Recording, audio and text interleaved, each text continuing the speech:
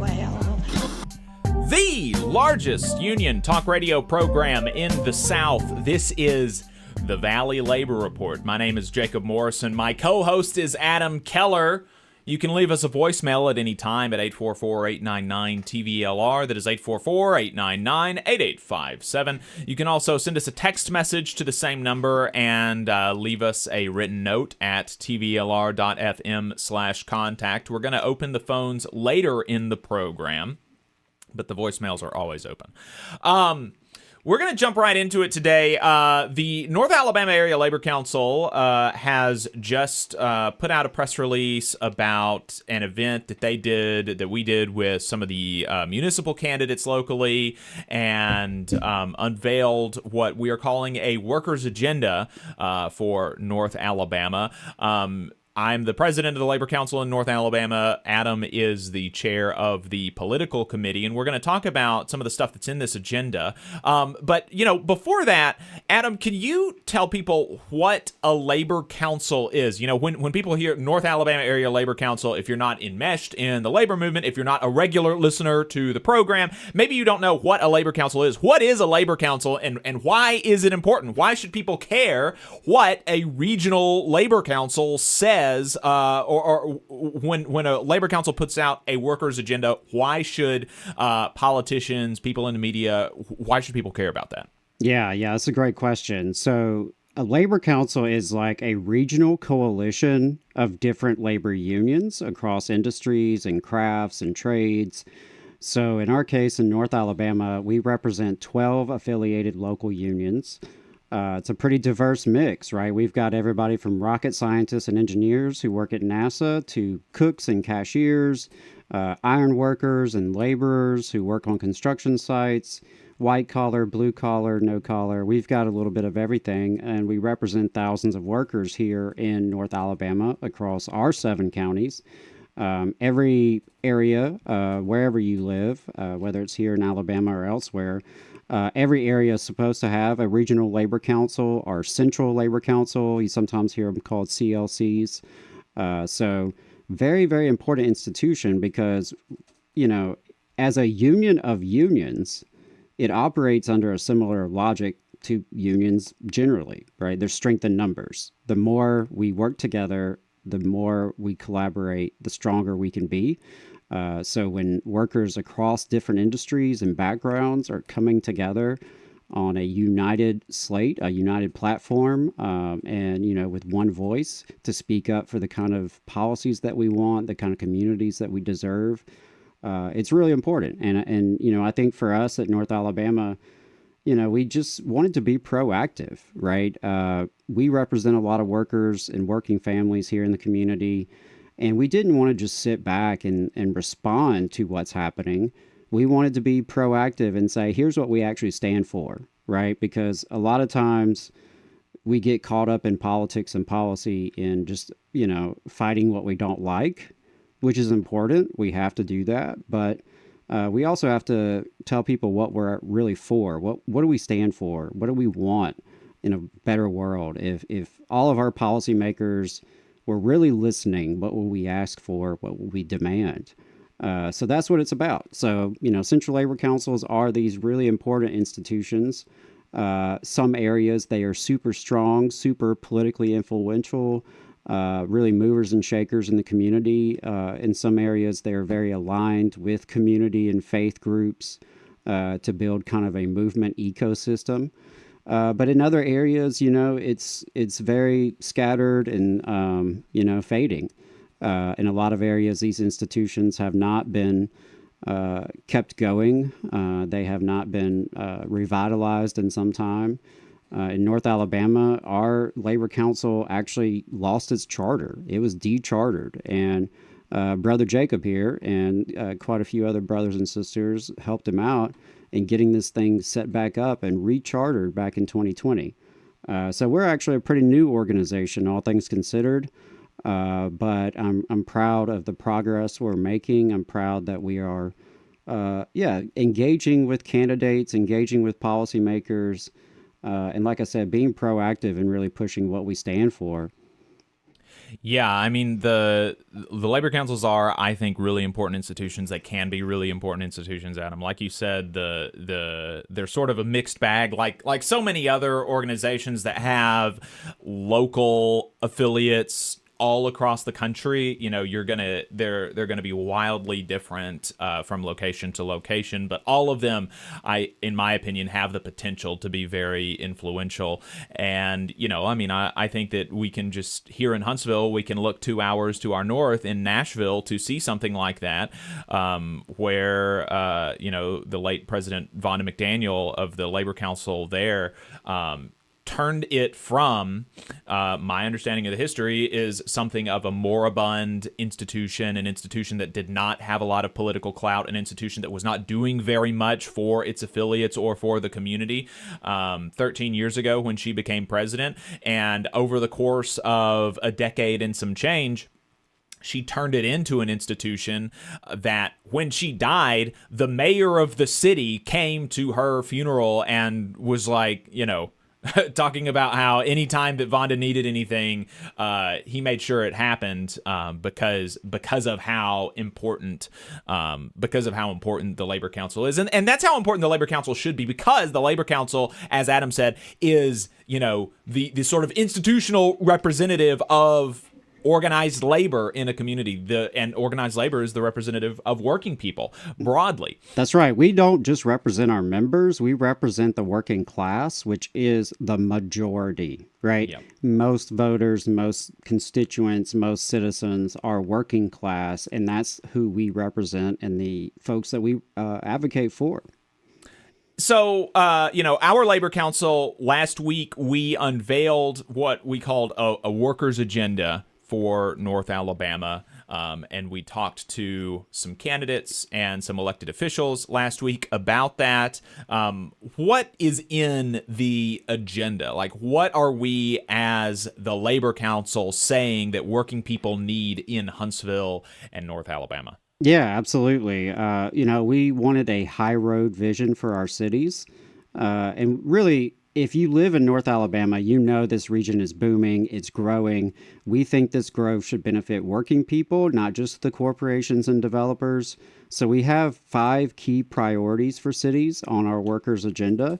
Good public jobs, right? Good jobs in city government, responsible economic development, strong public services, worker voice, and protecting workers' rights. So we think, you know, one thing to put out there is that in Alabama, a lot of the good things that we would want local government to do, they cannot do, right? We do not have home rule. We have a lot of preemption where the legislature preempts municipal and county governments from doing things like, you know, heat standards, water breaks, mandatory water breaks, or raising the local minimum wage. So we had to be creative. We had to think about what could a city theoretically do under a very restrained legal framework in Alabama. But one thing they can do is lead by example as employers themselves, right?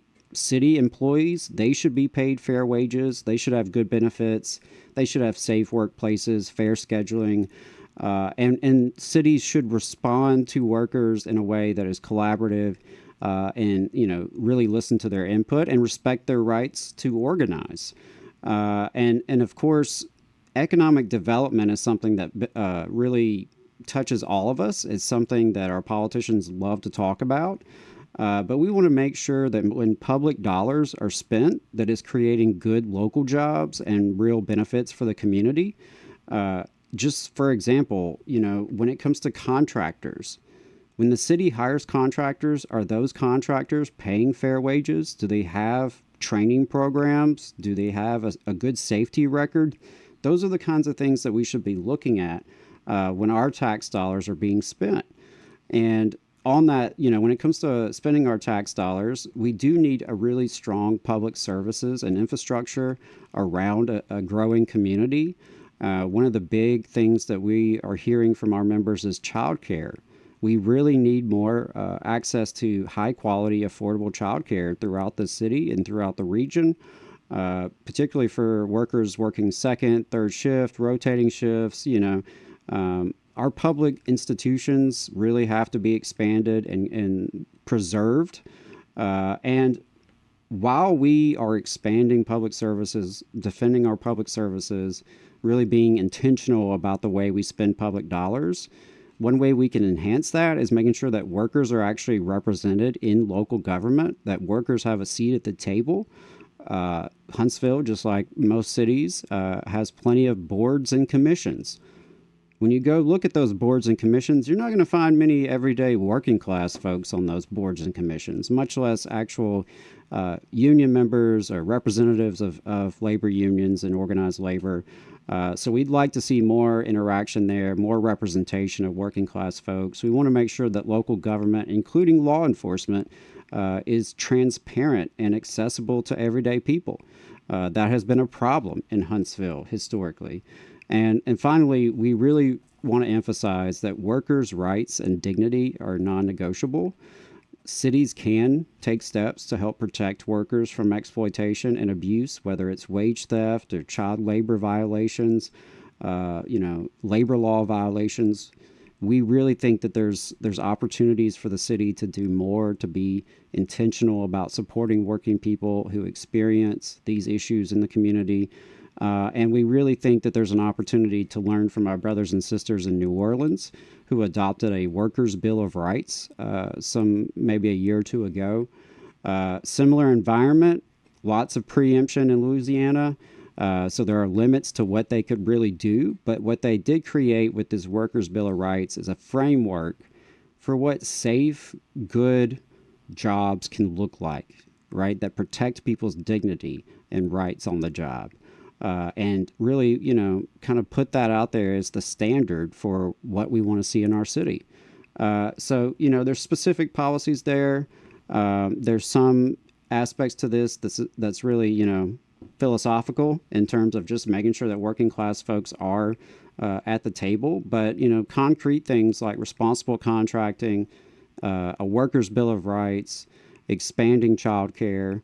And one issue that also has been brought to us that I'll put out there, which seems like a smaller issue, but I think is important to a lot of people, which is removing the local sales tax on essentials like hearing aids. We charge sales taxes on hearing aids, and that just seems pretty unnecessary when you have so many other opportunities for revenue. We want to see policymakers engage with us. We want to see working class folks take a look at this agenda, share it around, talk to your neighbors, and certainly talk to the candidates. In August 25th, Huntsville will have 3 city council and 3 school board seats up for election. Well, 2 actually. 1 school board seat was unopposed. But so we've got local elections here in Huntsville. This is an opportunity to really shift the balance of power and to make sure that whichever candidates win, they are educated about pro-worker policies and that they know people in the community expect that from them. Yep, absolutely. It's really exciting time to be part of the labor movement in North Alabama. And if you are in a union, then you should come to our labor council meetings. You should go to northalabamalabor.org, send us an email, get on our email list. If you are in a union that's not part of the labor council already, you should get your union to affiliate. And if you're not in a union, you should organize a union. We can help you with that, and then get your union to affiliate with the Labor Council. And if you're a working person in North Alabama, you can participate in the Labor Council even without being a member of a union, as long as you're a member of the working class. We got a chat that I wanted to shout out, and also shout out just because we love to get messages of workers winning on the job, beating their bosses, putting them in their place and stuff. And so we got a chat from Union Gus up in, I believe it's Portland, somewhere in the Pacific Northwest, about how last week during one of their labor management committee meetings, he got the head of HR at his company to tell one of the managers to quit denying a reasonable request from their workers, flexing opportunities specifically in their workplace. Flexing opportunities, are something where if something comes up and you need to be a couple of minutes late, 10, 15, even 30 minutes late, an hour late, you can make it up. You can just work later If your normal shift is 9 to 5, you need to be an hour late, you can work 10 to 6 or something like that, right? And for jobs where it doesn't matter when the work, you got an email job, you got a computer job or something like that, it doesn't exactly matter when it gets done, as long as it gets done. That's a reasonable request that you should be able to get, especially in, sort of extenuating circumstances. And he said that one of their managers was routinely denying those for no reason.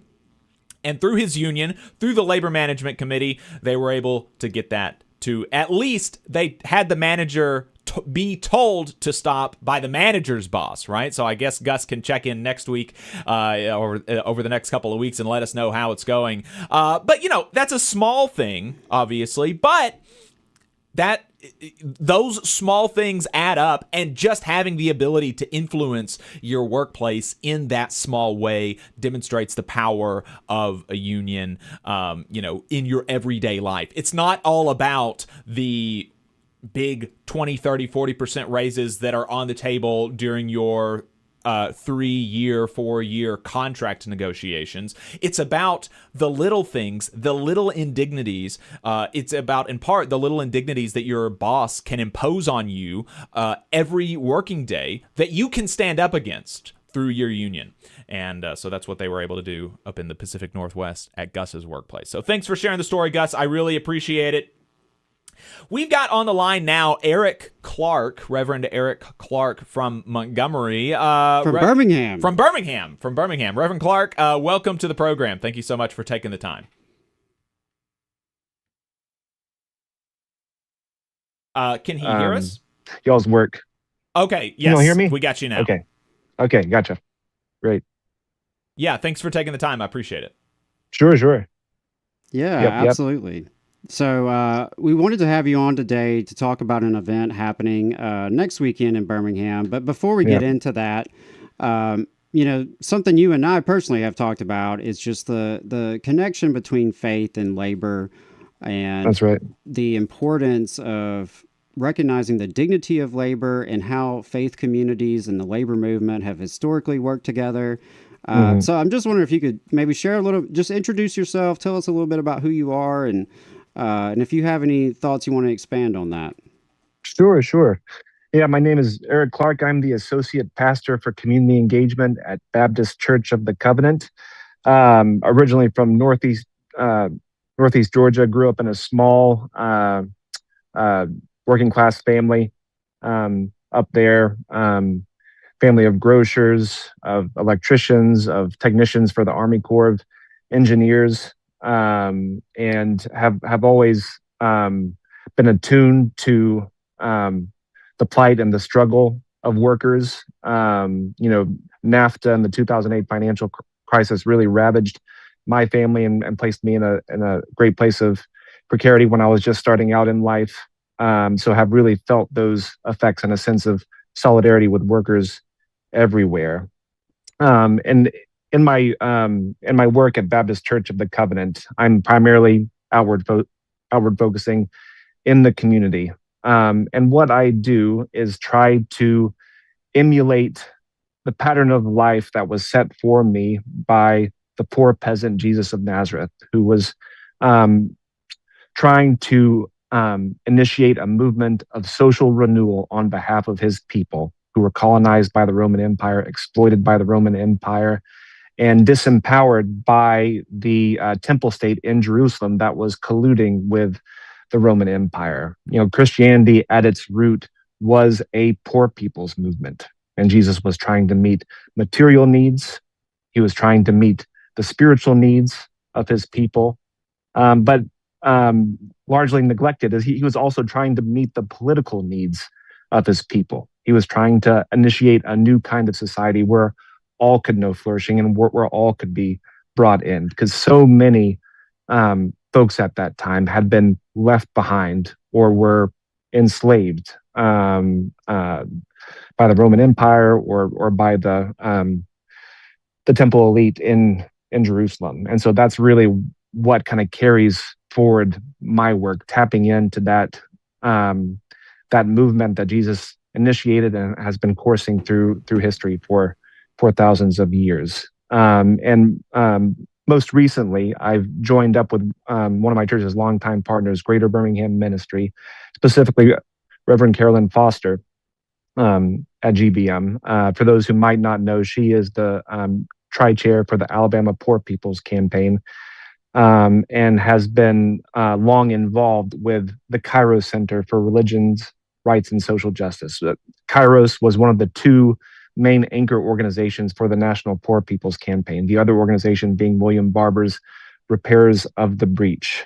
And for the past year and a half or so, Kairos has been working on a new poor people's movement based on their 2025 report, A Matter of Survival. They're tapping in to the genius of movements and communities that, over the centuries, that have tried to meet material needs, build institutions of support and solidarity for poor folks as they're working for political, social transformation. And so the Cairo Center is working with 5 regions scattered throughout the country, Birmingham being one of those, to host a season of survival revivals. These will be events at which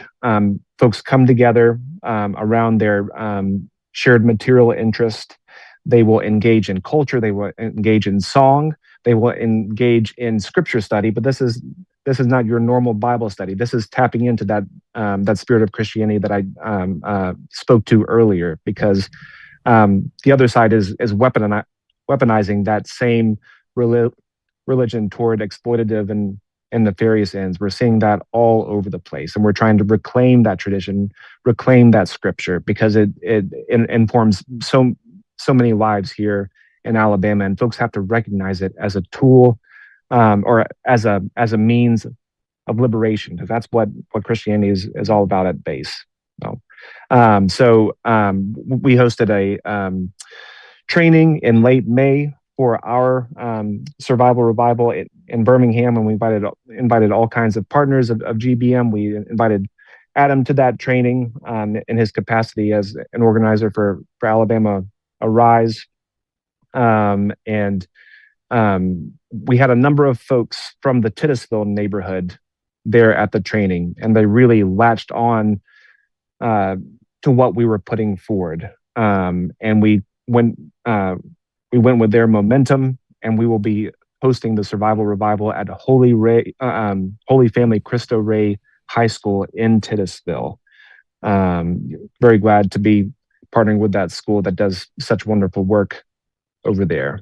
So, and that would be July 24th and 25th. On July 24th, a number of involved organizations will be coming together on a food distribution from 11 a.m. to 1 p.m. And then on Saturday, we will have a full day of congregating, of eating together, of sharing resources, of reclaiming scripture, engaging in song. It'll be a wonderful time. Yeah, I really appreciate you laying that out for us, and also just the spirit behind it. In trying to meet people's spiritual, material, and political needs in this moment, because as you said, there are folks who have weaponized faith and religion for nefarious means and for the forces of greed and bigotry that are dividing and conquering, the vast majority of us who are working class. We are the majority, but we are very diverse, and that is often exploited for greed and for those reasons. But I really appreciate the work that you're doing, and that Greater Birmingham Ministries and all the folks involved, Kairos, everybody involved in this. So Saturday and Friday, this upcoming weekend in Birmingham, please do, if you're in the area, check those events out. Are there any other places that, should they go online somewhere? Is it something they have to register for? Anything else on in terms of the events themselves that we need to know about? Yeah. GBM has a web page for the survival revival, and there should be a a field there to register for the event. We'd be glad to have that information and connect with the folks who are energized by this vision. And it's important to realize that this is not a one-time event. The end goal is a mass organizing drive of the poor. We are trying to create a beloved community and a solid base for such a drive, because we need that kind of mass movement now more than ever. Yes, absolutely. I mean, and that's why I'm a supporter of this event, why I really appreciate this work here, because, if ever there was a time we needed people power, it's now. Mhm. Yeah. We need a mass movement of everyday people like we haven't seen in generations, and it has to be rooted in love and justice, because I truly believe solidarity is the only way we can defeat bigotry and greed. That's right. So I really appreciate that. Eric, was there anything else you wanted to share with us today before we let you go? I don't think so. And I just want to reiterate how much I value y'all in this work. It's such a precious and needed voice in the media landscape here in Alabama. Well, really appreciate that. Thank you. And I'll be seeing you next weekend for sure. I'll be hitting you up before then. But yeah, save the date, Friday, Saturday, next week in Birmingham, the Survival Revival. You can check it out. Go to Greater Birmingham Ministries online. We'll share the link with folks. But yeah, Eric, thanks again for coming on today, and thanks for all your work. No, thank you, Adam. Appreciate it. We got another good story in the chat from Alexander down in Florida, union staffer for faculty and campus workers at FSU and FAMU. What is FAM? Florida A&M University, presumably. Yeah. So for probably most people listening know that Florida has been on the warpath against working people in the public sector, trying to destroy the public sector labor movement in the state of Florida. Trying to take their unions away. And most recently, they added on to a law that was passed in 2023 or 2024 that said that if workers don't maintain at least 60% membership in their union, then they will be subject to a recertification election every single year if they can get enough signatures to demand a recertification election. And I think that's like 30% signatures or something like that. So even though so they're forcing people to go through elections that they're not asking for, and over the last 3 or 4 years, workers who have been forced through these recertification elections by the state of Florida have won their elections by literally 98%. 98% of the people who have voted in these elections have voted to maintain their union.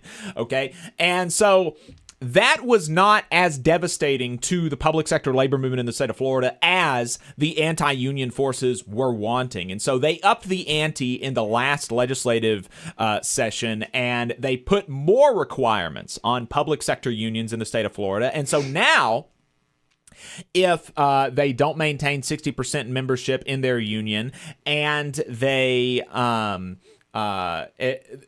and they want to have a recertification election. Now, to win the recertification election, they do not just have to get the majority of people voting to vote yes. They have to get the majority of people voting to vote yes, and they have to turn out a majority of people to vote, period. So they have to get at least 51% of a 50% turnout situation. And so you might think, oh, well, that doesn't sound too difficult. But how many municipal elections have lower than 50% turnout? How many people who voted in favor of this legislation have won elections to city council or county commission that had turnouts lower than 50%? I would wager there's a pretty high number of them that have gone through things like that. And so anyway, terrible, terrible stuff. But this staffer at one of these unions just told us that they organized and were able to increase their membership up to and beyond the state-mandated 60%. So now they're not even going to have to go through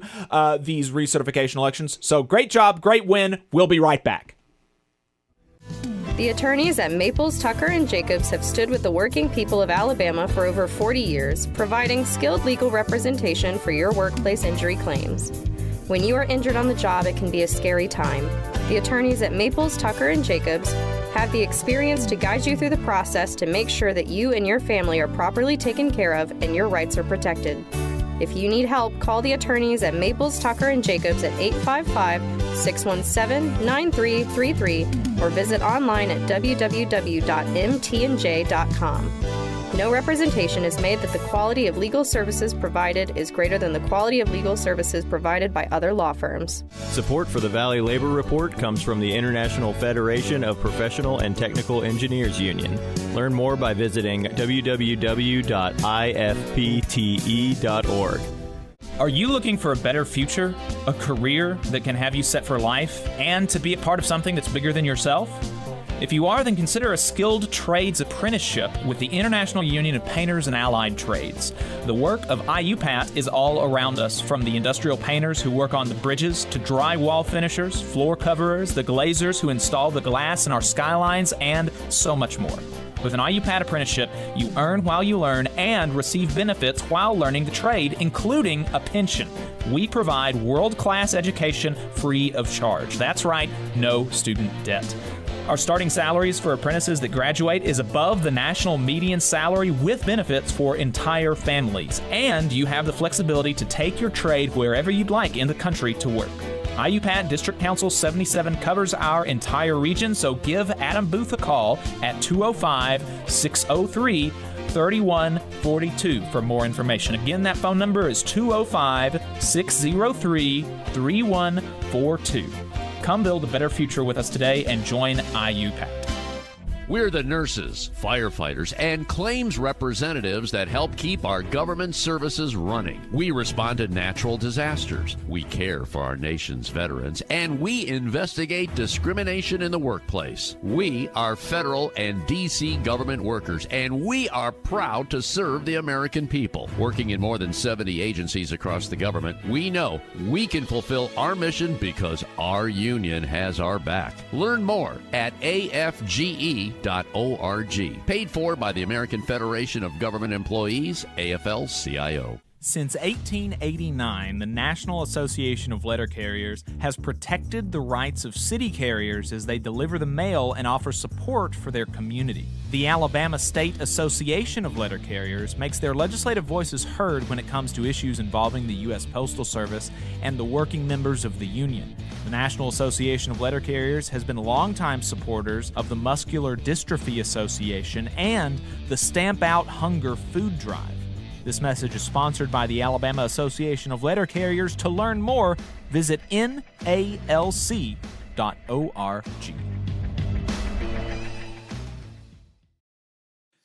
Unite Here is also a supporter of the Valley Labor Report. They are a labor union that represents 300,000 working people across Canada and the United States. Their members work in the hotel, gaming, food service, manufacturing, textile, distribution, laundry, transportation, and airport industries. You can learn more about Unite Here at unitehere.org. Come on, you poor workers, good news to you I'll tell, how the good old union has come in here to dwell. A battle in the heart of Alabama caught our attention. Coal miners in one community, they've been on strike now for months. Working as long as 12 hours a day, 7 days a week, in some of the most dangerous conditions. I really think that the labor movement is the single greatest force for democracy in the history of the United States. The story of Alabama is a story of not just resilience, but of militancy. I say no contract, you say no code. No contract, no contract. If we ain't all free, ain't none of us free. You're listening to Alabama's only union talk radio show, The Valley Labor Report, with Adam Keller and Jacob Morrison.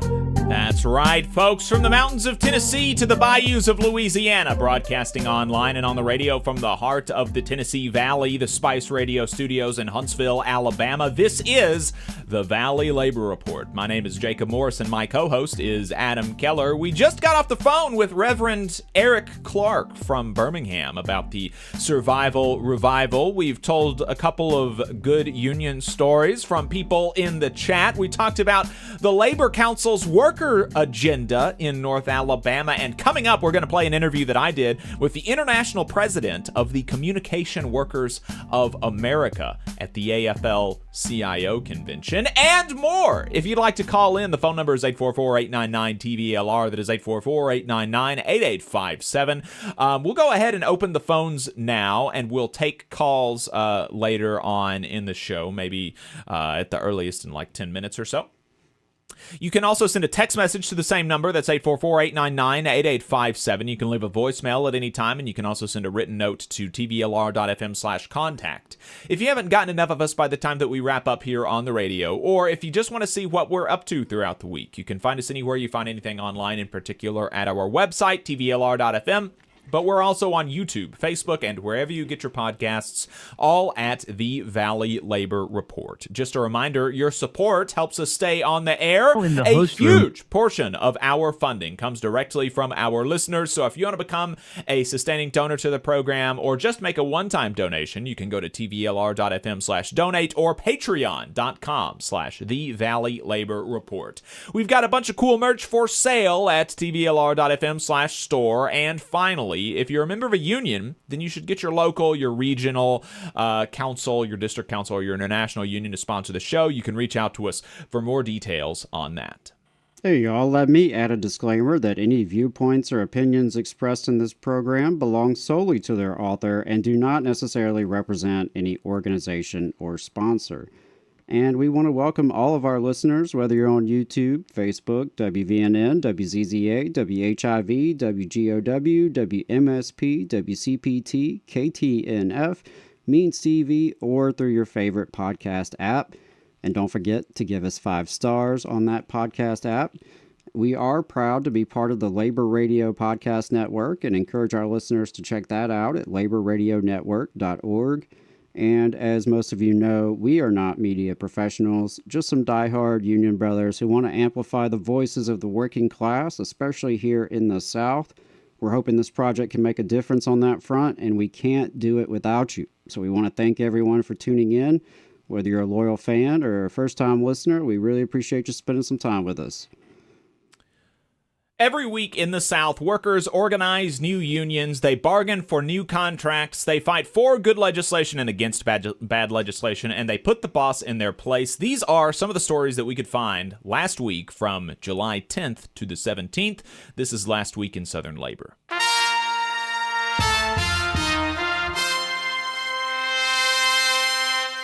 Over the last week, 59 workers in 4 bargaining units have gone public with their union campaigns. 9 workers in 1 bargaining unit are trying to decertify their union. 129 workers in 3 bargaining units withdrew their petition for a union election, and 30 workers in 3 bargaining units voted in favor of unionization. Here are the details. In new union campaigns, 12 workers at Starbucks in Florence, Alabama, filed a petition to hold a union election with Starbucks Workers United, as did 24 workers at another location in Amarillo, Texas.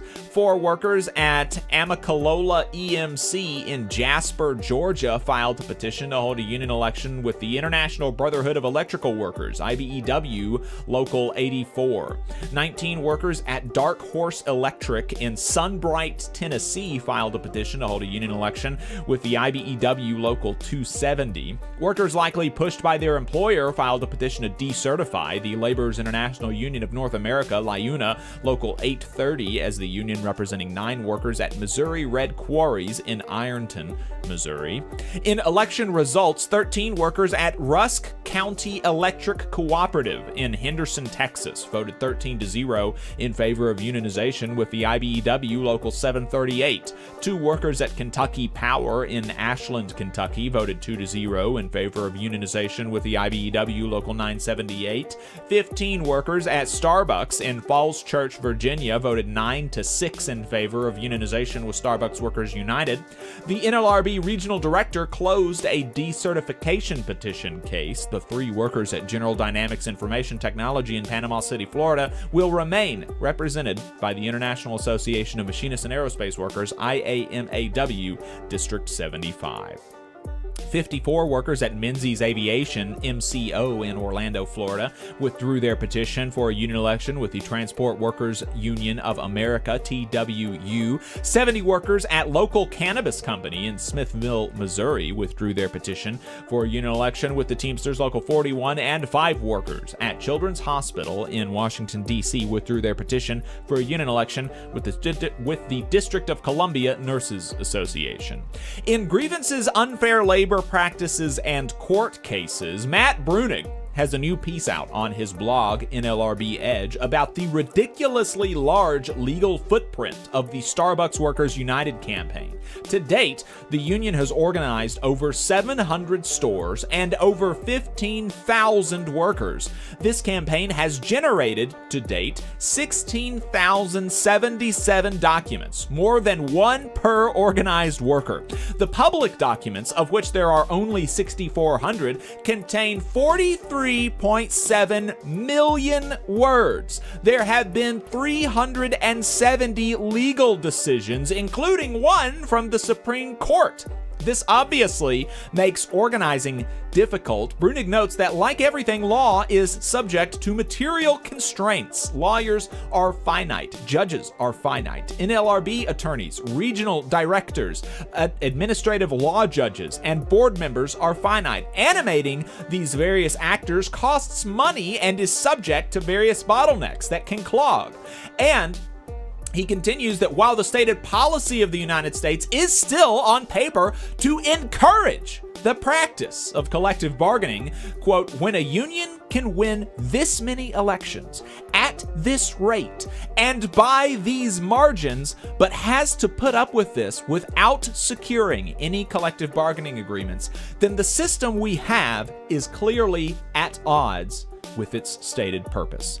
In strikes and bargaining updates, Austin, Texas transit workers voted by 99.5% to authorize a strike, and Keolis, the private contractor for Austin's transit system, exceeded their wage demands. That's the latest as the Amalgamated Transit Union, ATU Local 1091, continues negotiations with the company over the remaining issues. Among those demands are benefits for a group of workers that work full-time but currently get no benefits. They want better training, they want more time off, and they want overtime pay for administrative workers. At the time of the strike vote, the Austin Chronicle said that Brent Payne, president of the union, told them that a strike is, quote, highly likely. But now, Keolis may be coming to their senses. Keolis had been refusing these demands from the workers, despite the fact that they had secured a huge contract from the government, despite the fact that the contractor had secured a huge contract from the government in 2023, and despite the fact that this $750 million contract is the largest that they have in the entire country. The union says an internal survey showed that over 75% of its members cannot afford to live in the city. Transit workers in Austin haven't been on strike in nearly 20 years. The last time was in 2008.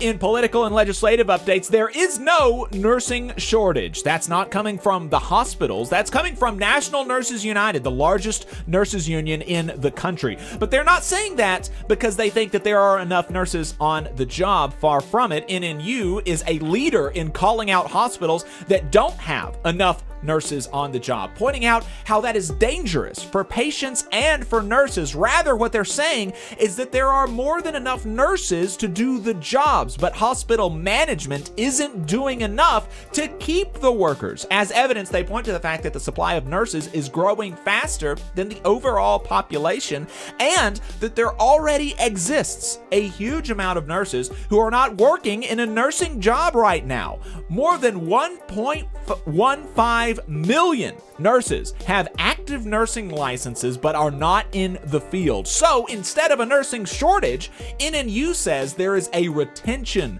crisis. The union says that chronic understaffing by management, low pay, and workplace violence are pushing nurses who want to work away from the profession. NNU President Jamie Brown said that, quote, "It's not uncommon for nurses to experience the never-ending cycle of training a new nurse only for them to leave after 6 months because of the intolerable conditions. Then they have to repeat the process while still managing a full patient load until they can't take it anymore and leave as well. It's also not uncommon for nurses with less than a year of experience to take on the role of preceptor or trainer because experienced nurses are leaving the profession. That's unacceptable and needs to be solved." NNU is calling on Congress to pass the Nurse Staffing Standards for Hospital Patient Safety and Quality Care Act, which would enact nationwide nurse-to-patient minimum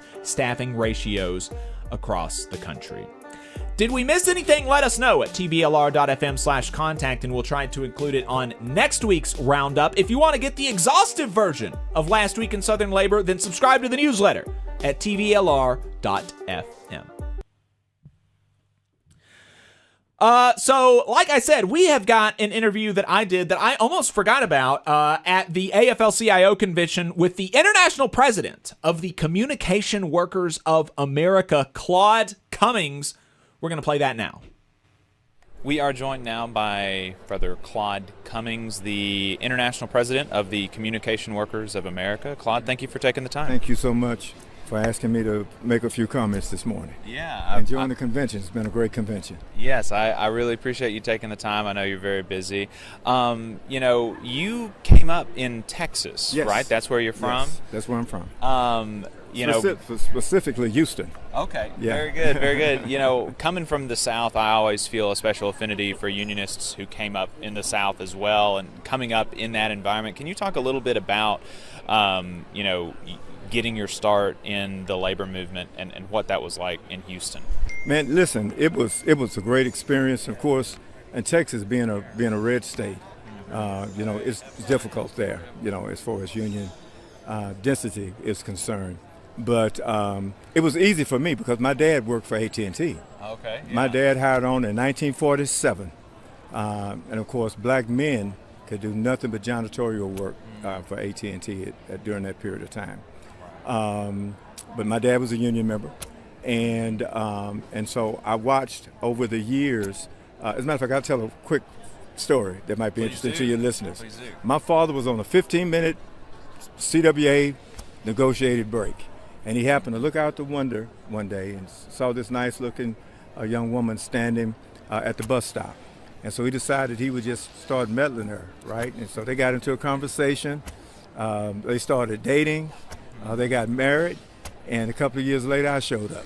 So I would not be here today if it wasn't for AT&T and the negotiated 15-minute break that my dad was on. Okay, and so of course, I finished high school, attended college at Tuskegee, Alabama, and then I came home. I think it was the summer of 1976, 77, somewhere in there. And my dad mentioned to me that they were going to go on strike. And of course, by that time, the consent decree had happened, and he had moved on to a higher job title in AT&T, and he was going on strike. He and, of course, the other CWA members, to win the right to not have to pay for medical benefits. That strike took place. And the conversation that I had with him at that time is, listen, I'm not going to be able to afford for you to go back to college because of this strike. And so I dropped out of college, started working.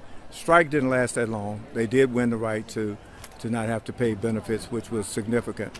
And then after the consent decree, of course, AT&T was looking for people of color and women to hire to move on in positions. And so I hired on with AT&T in 1973, became a union member the first day, and that's how my career started.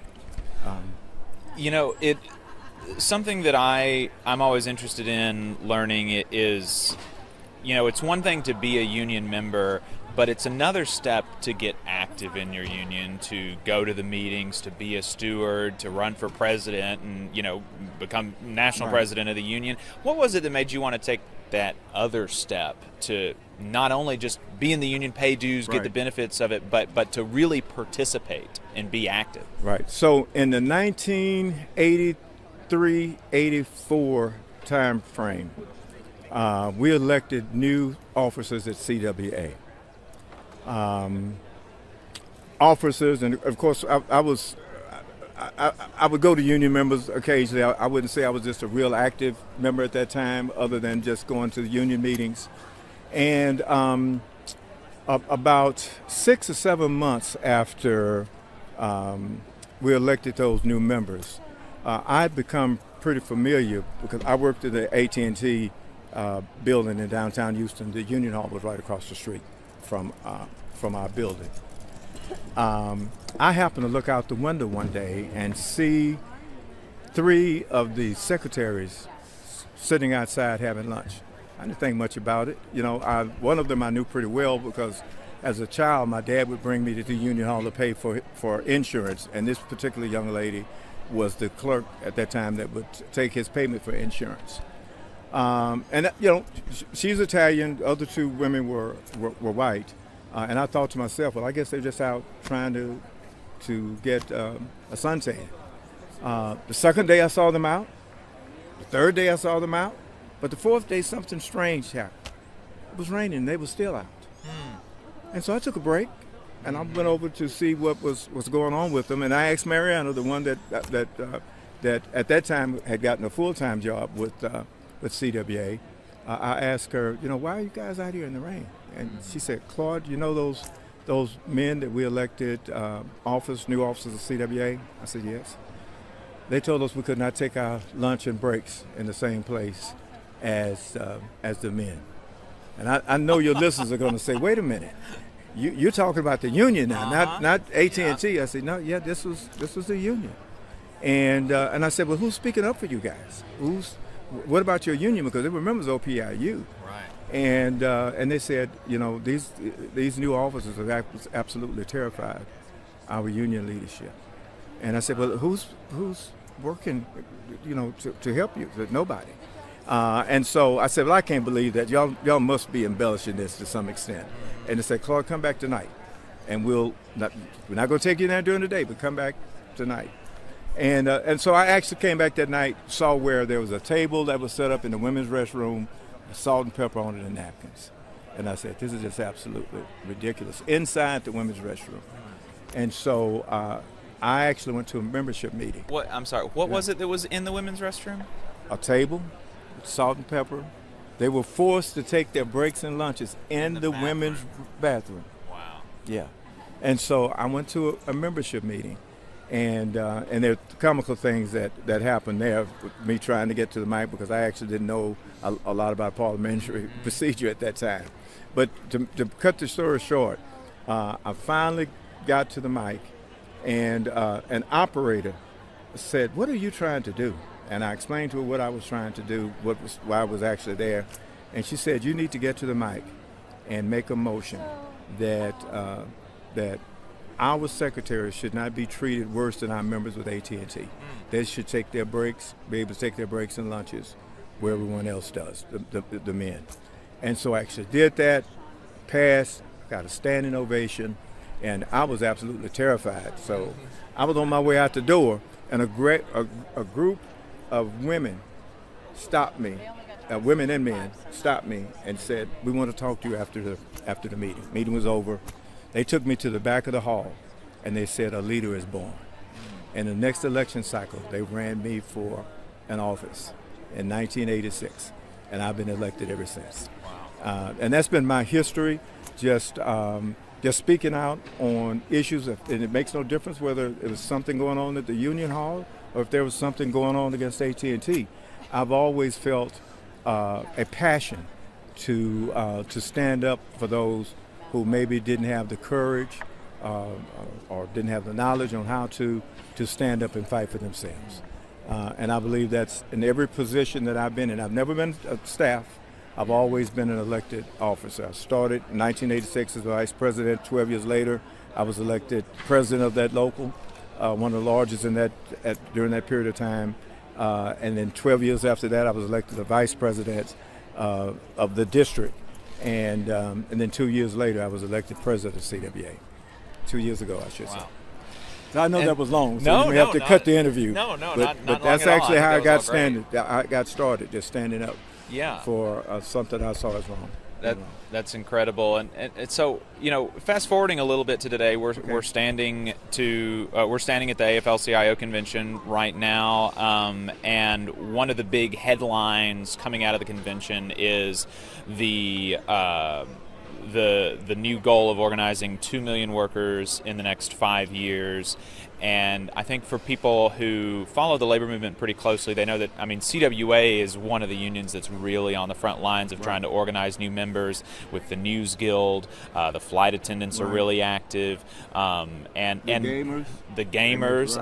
Y'all are really on, organizing a lot of people and doing innovative things like with Code CWA, and really just taking, there have been multiple people that have come to me as a labor council president in Alabama who have asked for advice about unions, and I kind of send them to the union that I think makes the most sense, and they don't take them, and they end up going with CWA. That's what my co-host organized with CWA. He works at Alabama Arise, and so why is CWA so focused on organizing new members? Well, first of all, unions, there would be no middle class, period, if it were not for unions.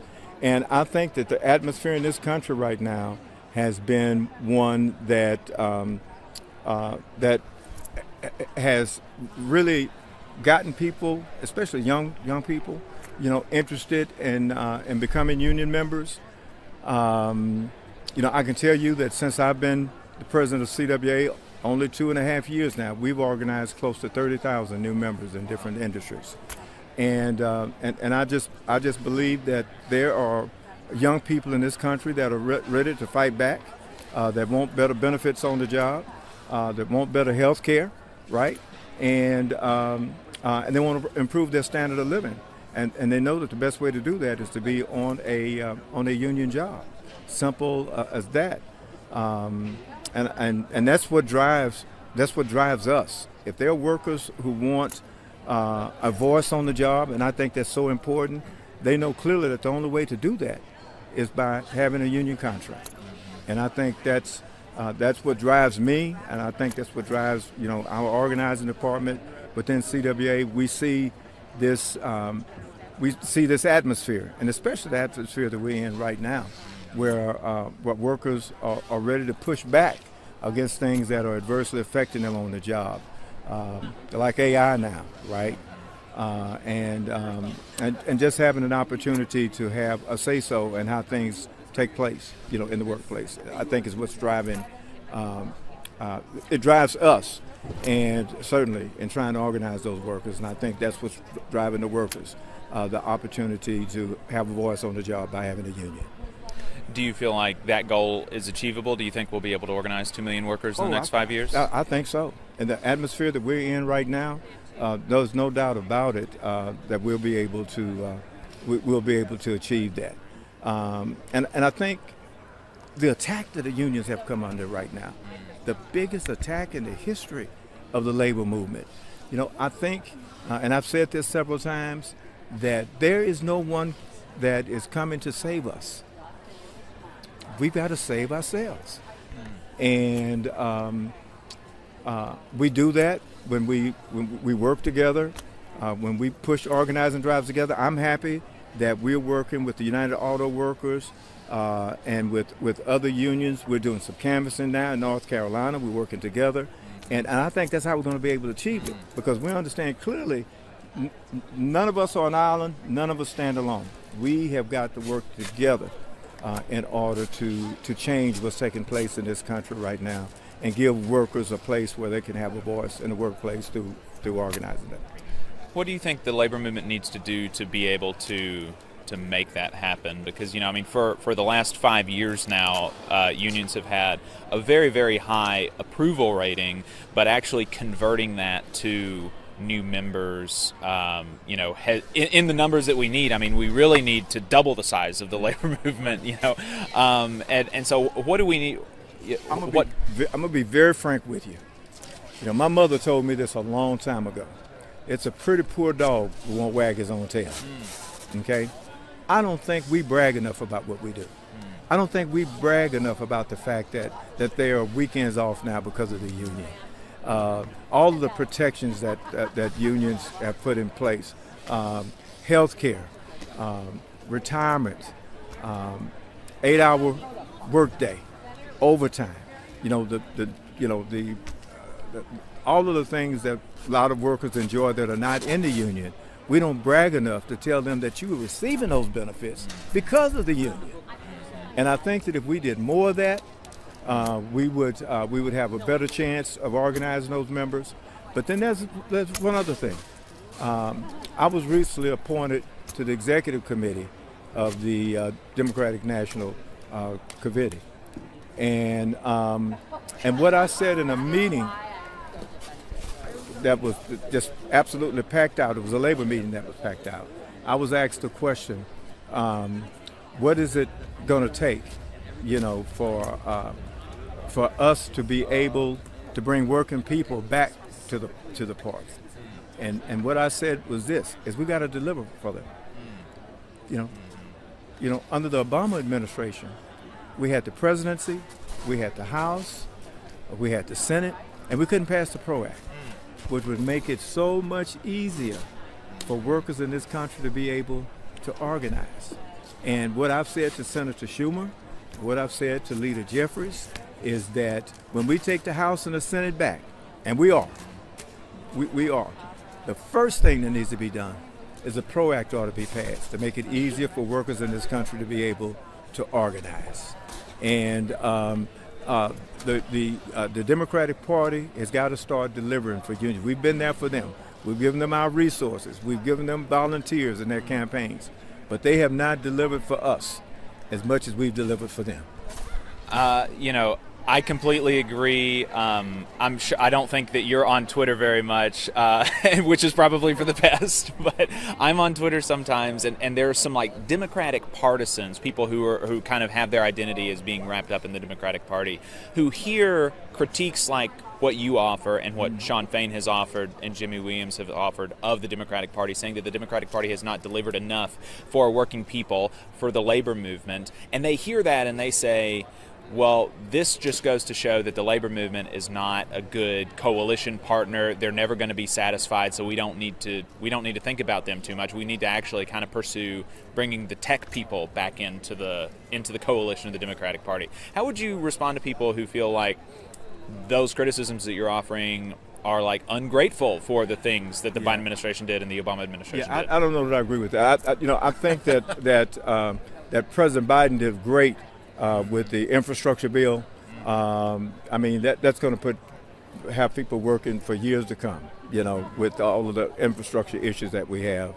And so I think that we just need to focus on workers, period, regardless of what industry they're in. Of course, I'm interested in tech. I'm specifically interested in making sure that we have broadband deployment around the country, and of course that's adversely affecting some of our installers, because the president's trying to give all the business to Elon Musk and his satellites, right? But I think that the atmosphere is set now for everyone. To be quite honest with you, we just need an easier path for them to be able to have a union. Simple as that. We can get workers in more than just the tech field. We can get them in any industry if we can make it easier for them.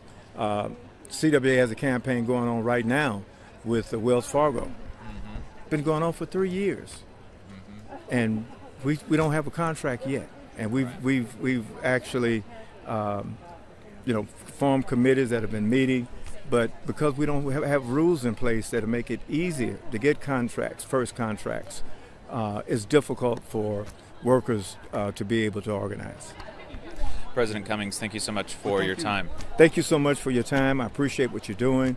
And anytime, anything that we can do to help support you, get the word out, we'd be more than happy to. Thank you. Thank you.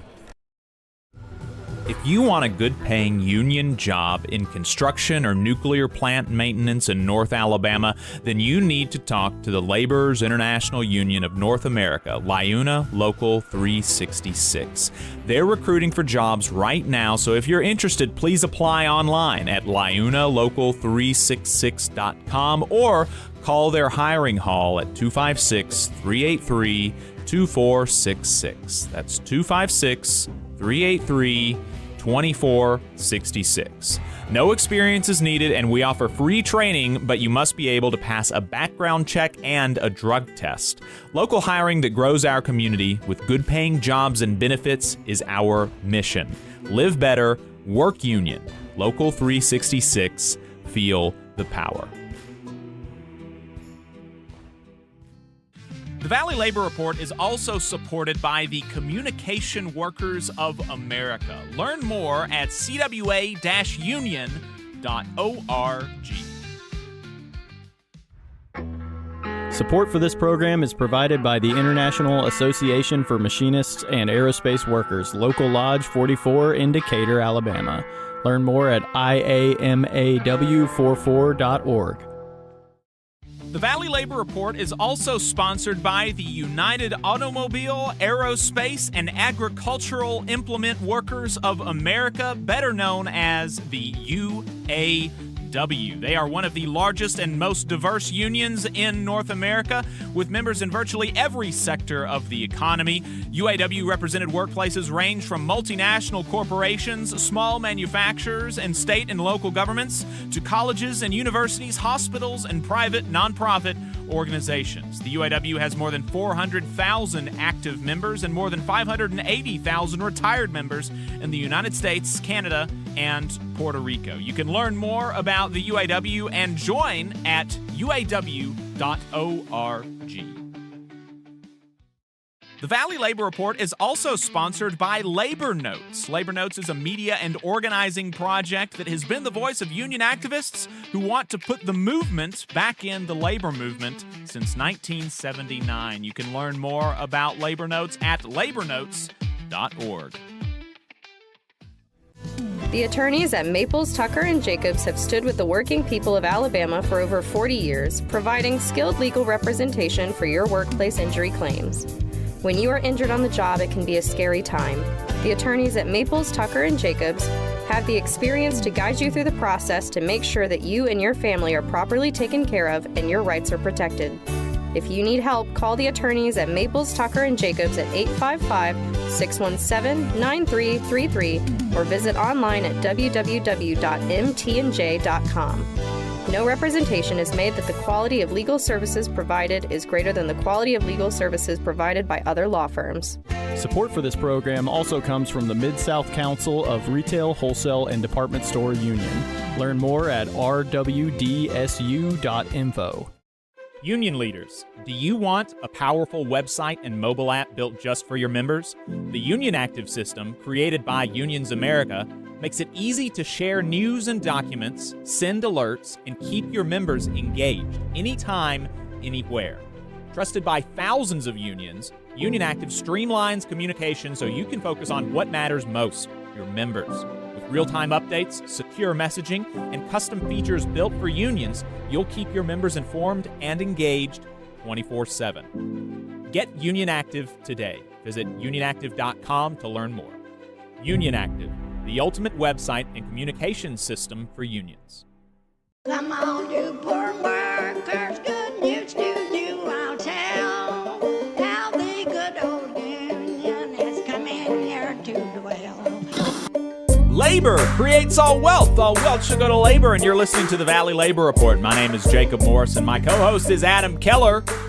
Appreciate everybody hanging out with us today. The phone number is 844-899-TVLR. That is 844-899-8857. You can call in. The phones are open. You can send us a text or you can send us a written note at tvlr.fm/contact. Last week was the largest workplace demonstration by Google employees, I believe, in the company's history.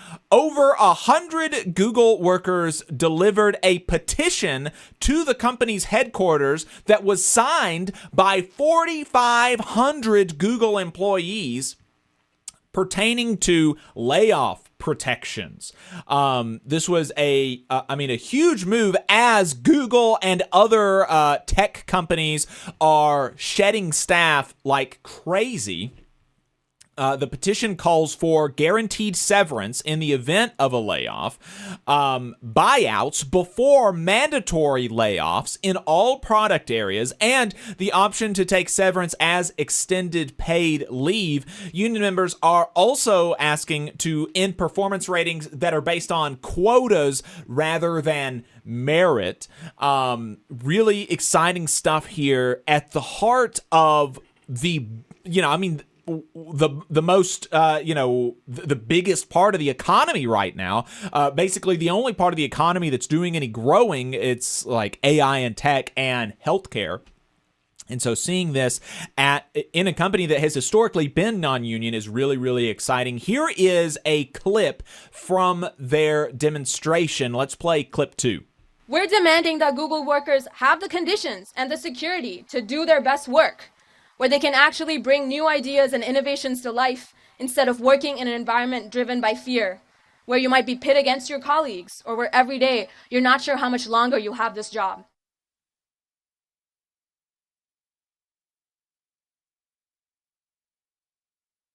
Oh, okay. Sorry, I thought the clip was a little bit longer than that. My bad. Yeah, I mean, really exciting demonstration. The Guardian had some coverage of it. The title is called "Thousands of Google Workers Demand Layoff Protections Amid AI Boom in Petition to CEO." And this is something that I was talking about to Dale on my appearance on his program last week. You know, he asked me, how can workers deal with AI potentially replacing them? And in companies like Google, I mean, the obvious first answer is organization. The obvious first answer is building a union inside of these tech companies to make sure that within Google, within Microsoft, within Meta, the people who are building these AI platforms, this AI technology, they should not be thrown out on the street because of the success of the thing that they have built. I mean, that's crazy, right? The people who build this technology should be some of the principal beneficiaries.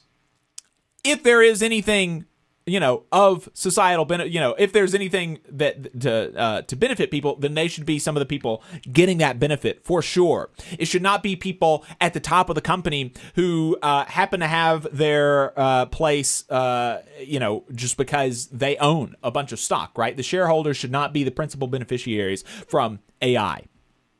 It should be the people who built it. But it's going to require ultimately the impacts of AI are so much more profound than what happens just at Google or Meta or Microsoft, right? I mean, that's the obvious thing. Workers at Google, Meta, Microsoft, all of these tech companies, they should organize, and they need to do so. The Alphabet Workers Union, if you work at Google, is something that you should join. It is a union that is affiliated with the Communication Workers of America, CWA. It's a direct join union, much like the campus workers at UT Knoxville, where they just won a higher minimum wage. And, the CWA is really one of the unions that is most willing to be experimental. And so the Alphabet Workers Union, they're not, at least at this point, seeking a union election. They are just saying that they're a union and acting in that way and doing things like delivering these petitions, fighting for better working conditions and protections on the job and stuff like that. And they said that actions like this have actually already started to make the difference. And this may sound small, but again, it's kind of like I was talking about earlier in the program. It's about the small indignities that your employer can impose on you at any time for any reason in a non-union workplace.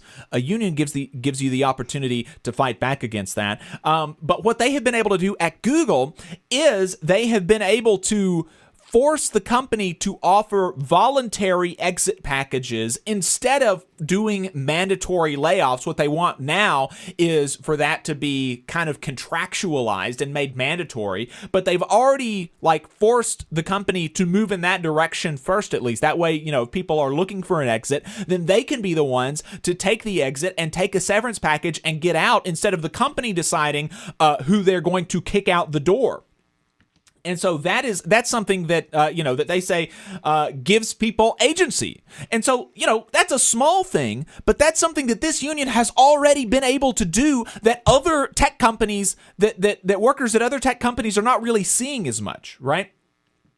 So really good stuff from there. But like I said, the impact of AI is so much broader than what happens at Google, right? If workers at Google organize and they are able to fight back against layoffs, and the people who build this AI technology, they face no ramifications from the introduction of AI in their workplace. They're able to get all of the things that workers should get from automation. When employers automate, instead of laying off people and having less people do the same amount of work, but actually ending up working them longer hours or the same hours, what should happen is when you get a technology that reduces the number of labor hours that you need to produce a product, you should maintain the same level of employment and pay the people the same amount of money, and then everybody gets to benefit from the automation instead of laying people off like, companies have in the United States. But if the workers at tech companies are able to do that, that still does not address the implementation of AI at every other company in the country, right? Because there are so many other companies that are going to try to take advantage of this technology to further exploit their workers. And so the first order answer to AI in the economy is tech workers organizing. They should organize for themselves, and they should organize to place guardrails on this technology when it's being leased out. But the second order is for everybody else to organize, right? Everybody else should organize. And then the third order, or maybe, you can switch the second and third, is that the public should own these companies. And Bernie Sanders has a proposal to do that that is very, very sensible. And he has three main rationales for this that I think are I honestly don't know how you can argue against it. Bernie Sanders says that the public, the United States, should have a majority stake, not just like a minority stake, a majority stake in companies like Google, OpenAI, etc. Because, one, AI models, even though, it's the Google workers who are creating the programming or facilitating the machine learning, the models are trained on the entire corpus of human content creation, right? Every single piece of media that is on the internet, these companies have relied on to train their models. The AI companies did not produce this content. Everybody else did. And not just people that exist now.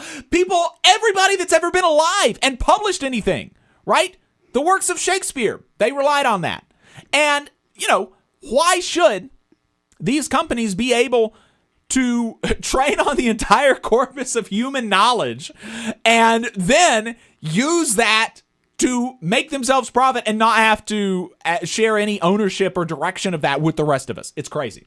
The AI companies did not produce that. Everybody else did. So the input should be compensated in some way so as to avoid windfall gains for AI companies. And the way to compensate the rest of humanity the rest of the United States for this input of all human knowledge ever is for the public to own a majority stake in these companies. It's very simple. Second, stock equity with voting rights would enable the government to more directly steer decision-making in a pro-social way.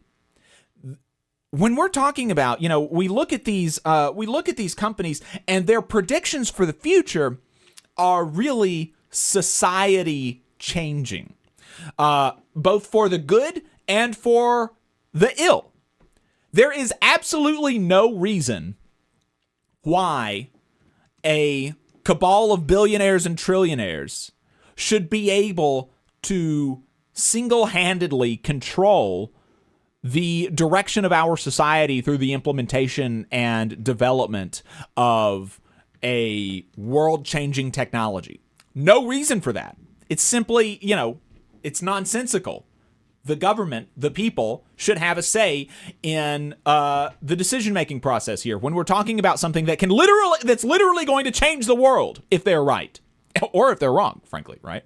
And three, the gains from this ownership would be available to the public in the form of dividends or revenue for the welfare state to benefit everybody, right? And so I think it's really difficult to kind of disagree with with Bernie Sanders' AI proposal here. I think it makes a lot of sense. And so kudos to Bernie Sanders for putting this forward, and kudos to tech workers at Google for fighting back and fighting for their own working conditions and benefits on the job and things like that. It's going to take everybody doing that. It's going to take everybody pushing the government, pushing our employers to fight back against this stuff. And so I think these are some of the opening salvos in this fight. And like I said, there was a good Guardian article about the Alphabet Workers Union demonstration, and there's a good Jacobin article by friend of the show Matt Brunig about Bernie Sanders' AI wealth fund in Jacobin, titled "The Criticisms of Bernie's AI Wealth Fund Idea Don't Hold Up." So check it out. Good stuff.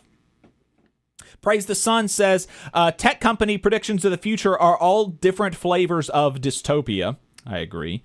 Although, I don't know. Some of them are, some of them you could imagine good outcomes, but they should not be the only people making those decisions. All right. We've got time for one more segment here, so let's do Boss Watch. Every day across the South, workers are killed on the job, stolen from, discriminated against, or sexually harassed. Sometimes the employers are caught. These are last week's stories. This is Boss Watch. In Texas, a U.S. Department of Labor investigation concluded that a Houston utility construction company exposed workers to safety hazards after an excavation collapse hospitalized a worker. The department's Occupational Safety and Health Administration initiated an investigation into Blazy Construction Services following the incident, which occurred while crews were installing sewer and water pipes for a residential development in Alvin, Texas.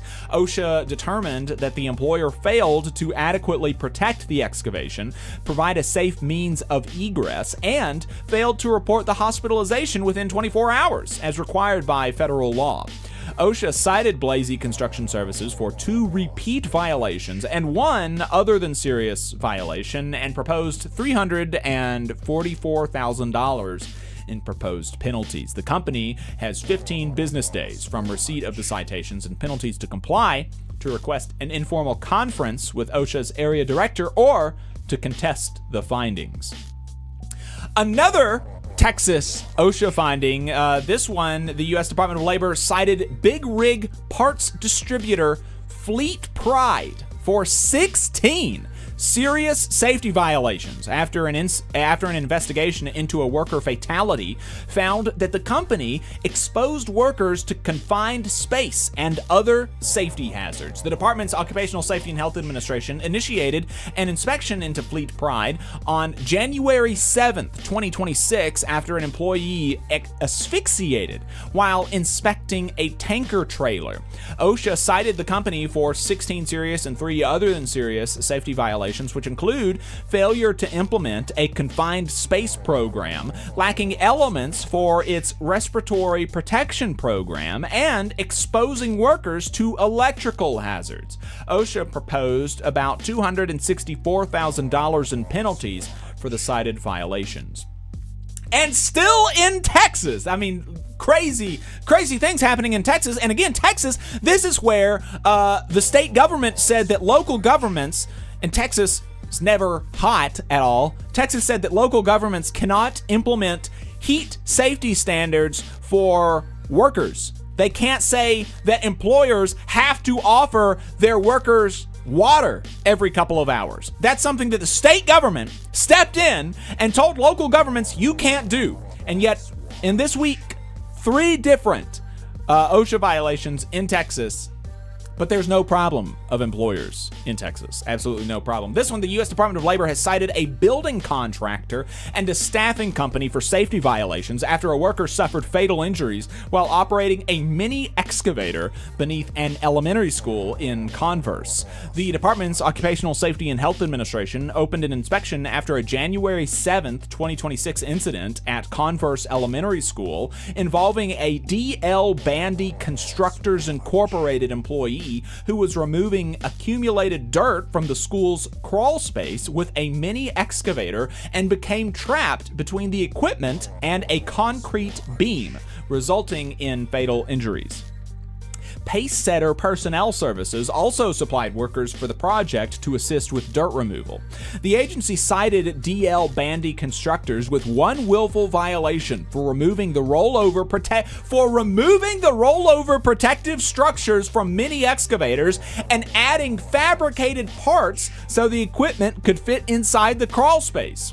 The agency also issued 15 serious violations related to confined space hazards, including failing to identify and evaluate permit-required confined spaces.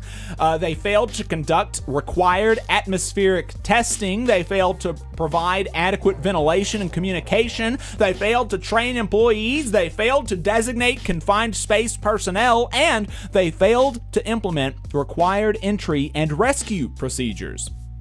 Pacesetter Personnel Services received 2 serious violations for failing to ensure permit-required confined space entry procedures were followed and for failing to provide confined space training to temporary workers assigned to the project. OSHA proposed about $276,000 in penalties for D.L. Bandy Constructors and about $23,000 in penalties for Pacesetter Personnel Services. That is about it for this week's program, for the first half of this week's program. Going into the second half of the program, we're going to be talking to a Teamster in Vermont about how they are trying to get a workers' rights amendment in their state's constitution. Really excited for that conversation. We're also going to be playing the final pre-taped interview from my trip to the AFL-CIO convention with the international president for the Painters Union, Jimmy Williams. We will also be reading an email that we got last week, and we'll take your calls at 844-899-TVLR. That is 844-899-8857. Really enjoyed the first half of the program. Really appreciate y'all tuning in. Adam, do you have any plugs before we wrap up? Yeah, go to labornotes.org and check out their trainings. Let me pull those up. I know that there are a couple of online trainings happening this summer, and there's also going to be a couple of meetings by Alabama Arise. So you could go to alarise.org, check out some of those events. There's going to be something on July 30th that evening talking about some of the federal impacts on policy. I'll have a webinar on that same day, July 30th at noon, about faith, labor, and justice. And the Labor Notes trainings this month, or later this month on July 29th, is going to be the Secrets of a Successful Organizer series. Really highly recommend it. I know I say it all the time, but it's that good. You need to attend if you've never done that. But if you know somebody who's interested in organizing, someone who has like an interest but doesn't really know what to do or how to get started, that's a great training. So labornotes.org, check that out. July 29th, Secrets of a Successful Organizer series kicks back up. And like I said, Alabama Rise has a couple of events on July 30th, and then more on the way. So stay tuned. Absolutely. Yeah, so like I said, coming up on the end of the program, appreciate everybody tuning in. If you want to continue listening to the show, you can find us online, Facebook and YouTube at The Valley Labor Report. You can hang out with us in the chat, where if you're listening to us on YouTube and Facebook, go ahead and subscribe to the channel, like the stream, etc., etc. Folks, if you're listening to us as a podcast, and especially if you've made it all the way to the end right now, you made it all the way to the end, give us 5 stars. What are you doing? You haven't given us 5 stars yet. You made it to the end. Give us 5 stars. So hope you continue listening to the second half of the program. If you don't, though, we really appreciate your time. And we'll be back next week with more union news and interviews. We've got some really exciting stuff, I think, lined up for next week. I think next week we're going to be talking to Bo Hawk and some people. And I think we're going to be talking to Matt Brunig, too. So it's going to be a really great show next week. So looking forward to it. We'll see you then.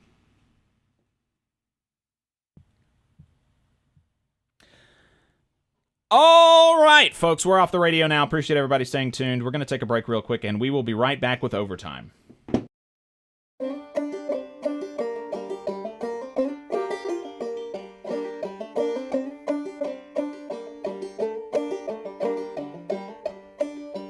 Come on, you poor workers, good news to you I'll tell, how the good old union has come in here to dwell.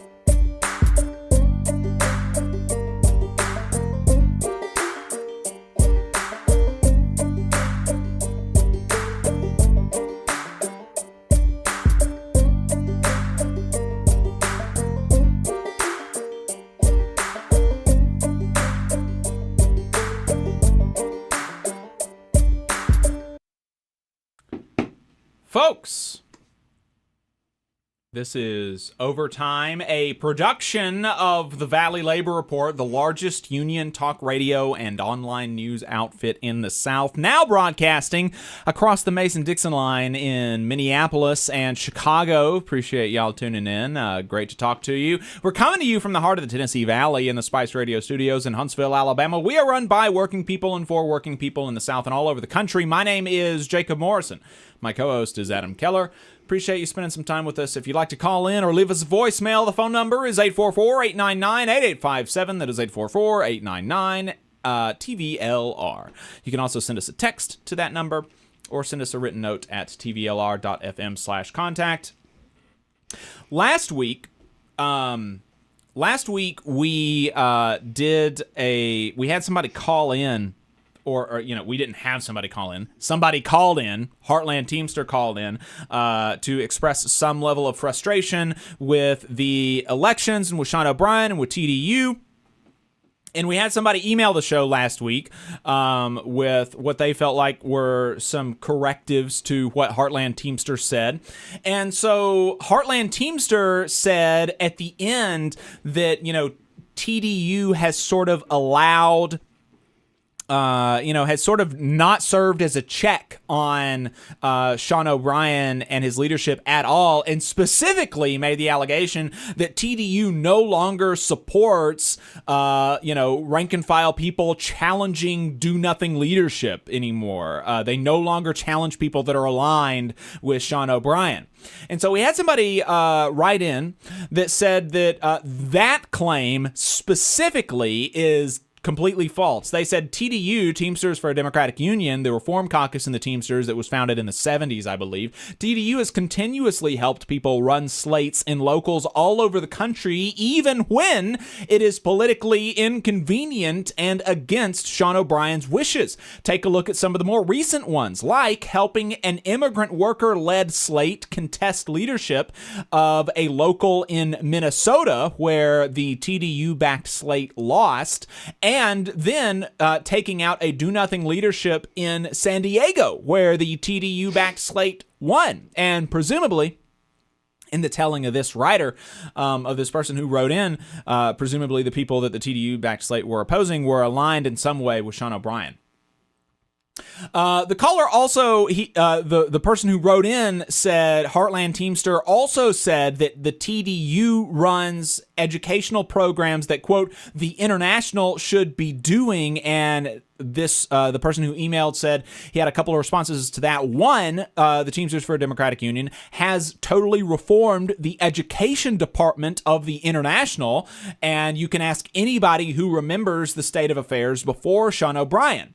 So that's, one thing that he's saying is that the International should be doing more and better training, and it's the TDU that has facilitated that happening, and it has happened. That's what the writer, the person who emailed, says.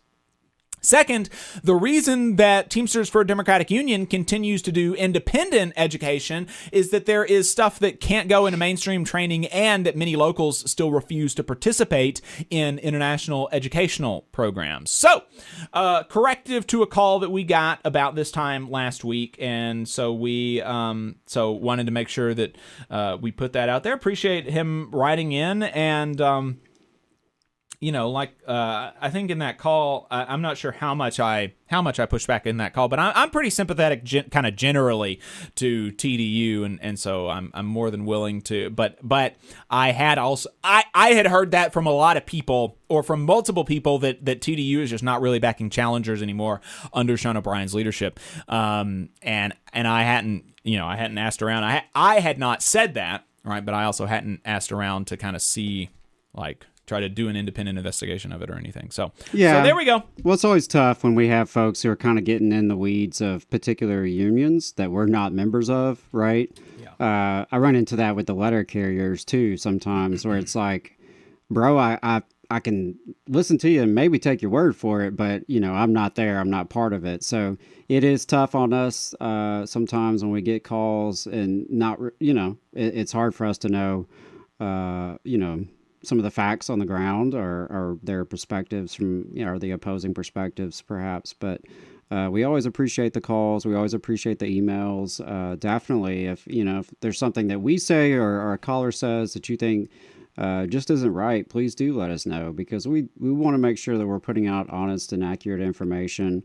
We have our own bias and perspectives, obviously, but we want to make sure that any factual information is in fact factual.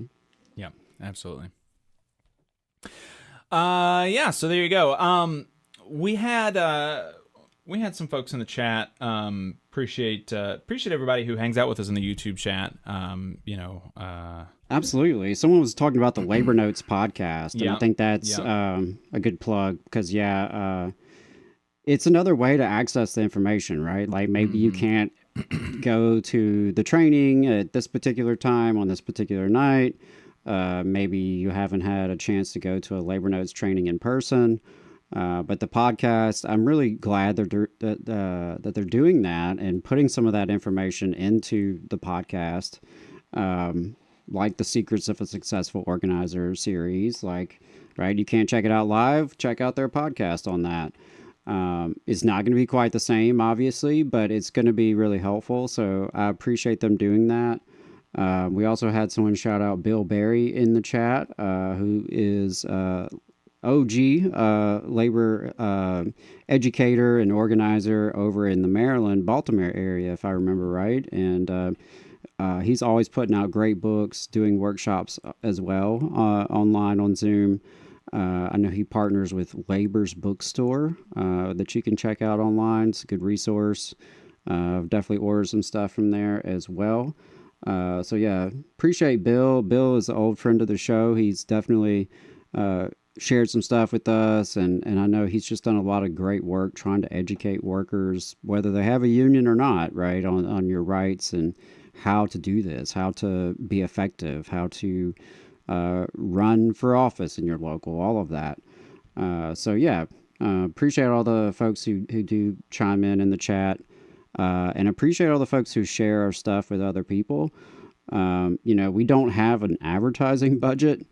A lot of the shows who have right-wing perspectives, they have the money to advertise. If you get on YouTube, chances are you're going to get some ads for some right-wing cranks, some various nonsense. What was the one? PragerU. I went a while there where it's like every time I got online, someone was trying to push PragerU on me, or what's that dweeb from the Daily Wire? There's like Ben Shapiro. Coterie of them. Yeah, Ben Shapiro. I almost forgot about him. He's been kind of quiet lately, but yeah, you see a lot of that stuff. It's very promoted. We don't have an advertising budget. This is all grassroots. We raise money every month to be on the radio, to pay our staff, to do what we do. But we also we can't do paid advertising on Facebook or run ads on billboards and things like that. So we just grow through word of mouth, really. And I really appreciate all the folks who do share our stuff with people and have turned other people on to it. So like, if you're at your next union meeting, ask people, have they ever heard of the Valley Labor Report? Because we want to be a resource for movement folks. I shared this with some activists who are having a meeting tonight in Huntsville that I can't make, but I was like, hey, can't be at your meeting, but just so you know, we're a platform. So, give us a call, leave us a voicemail, leave us a text message, an email. Keep us posted on what's going on in your neck of the woods. And if it's something we can share with our audience and let other people know, we definitely will. Yep, absolutely. All right, so I think we should, do we have Curtis in the Zoom? Curtis Clough is the president of the Teamsters Local 597. Curtis, welcome to the show. Hi, Jacob. Hi, Adam. It's a pleasure to be here. Thank you for giving me the opportunity to come on today. It's great to have you. Teamsters Local 597 is in Vermont, and you're here to talk to us about a workers' rights amendment that y'all are trying to get in the state constitution. Can you tell us what's in it? So, what's in the Vermont Workers' Rights Amendment? Well, to really get at the heart of that, I guess I'd like to discuss why it's an amendment to our Constitution in the first place. At the risk of going a little bit patriotic, since it is the country's 250th anniversary of our Declaration of Independence, I will say that one of the first things that the government did after we became the United States by passing our Constitution was to pass amendments to the Constitution. There are a lot of scholars that can tell you a lot of information about what is and isn't found in that original document that lays out the government. But just about any person in America can tell you what those amendments are, or at least some of them. Generation after generation, America has laid out amendments to the Constitution to recognize the way that America has laid out, our ideas of how we want to change America, and to recognize the importance of certain rights and designate that they desire our country to protect and preserve those rights. One of the most important things about an amendment to either our federal constitution or a state constitution is it's a promise. It's a promise that we want to enjoy those rights now, and we want to enjoy those rights moving forward, and we want to leave those rights to the next generation, whether they're generation of workers or the next generation of anybody that lives in this country. We're promising ourselves that this part of our way of life won't change, and we're promising our children that they'll always be able to enjoy a fundamental right of freedom. I think over the course of the late 20th century and the beginning of the 21st century, most Americans out there listening to your show can probably remember a privilege or a right that they personally took for granted that isn't around anymore in the same way that it used to be. We as a society became, too confident that these things would never change from the way they were. And we didn't do the right things to make that promise to ourselves and to the next generation that we're going to take these important rights and we're going to set them outside the sphere of public policy, and we're going to promise them to the next generation. So that is what this is. The Vermont Workers' Rights Amendment isn't rewriting our laws. It is making a promise to ourselves and to future generations, the same way Americans in the past have always made those promises to themselves and their children. The promises we're making with this amendment is that future workers in Vermont will be able to enjoy the rights to organize a union, the same right that they enjoy today. We're promising that they will always have that right to join together with their fellow workers, to bargain collectively. We're promising that that's always going to be protected. We're promising that they're going to be protected from laws that would undermine their ability to get strong contracts and to make sure, and that would undermine their ability to feed their families. So this is why the Teamsters are supporting this amendment. And this is why organized labor in Vermont collectively is supporting this amendment as a force. That's why this amendment had bipartisan support in our houses in Vermont, including huge numbers of Republicans, progressives, and Democrats that supported this amendment to permanently enshrine this right in our Constitution forever. One of the things that really stuck out to me in reading about it is that it passed the Senate unanimously. And you just said there that there are Republicans and Democrats supporting that. What are y'all doing to the Republicans up there to make them? I mean, how are y'all getting them to support something like this? Well, I mean, first of all, collective bargaining rights have been around for a long time. They've been around for a while. They've been around for a long time up here in Vermont. I guess my answer to you is, something that's been like this for a long time. Isn't that supposed to be the conservative position anyway, that they want to protect things and keep them the way they are? If you're asking if we have anything that we're holding over their heads, not that I'm aware of. Yeah, I was wondering if you were doing a little bit of union thuggery or something up there, holding them hostage. I mean, it's just, but no, it's incredible. And that is such a good point that, like definitionally, if you are conservative, you are trying to kind of keep the status quo, like keep things the way they are, right? And you're right. This is such a historic, long established precedent that it's not a change. You're just preserving what is already here and what should be here for the future.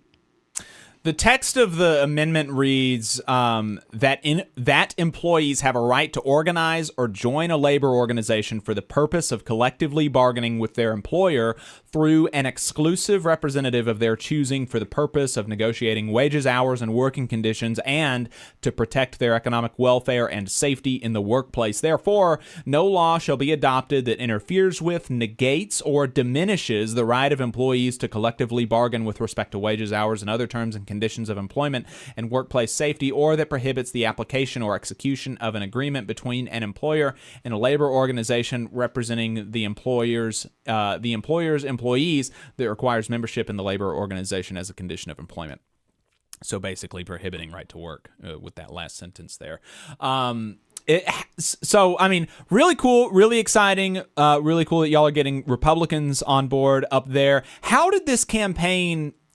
you talked to us a little bit, but can you expand a little bit more on how the campaign got started? Like, what made y'all want to embark on, trying to get this in the Constitution of the state of Vermont?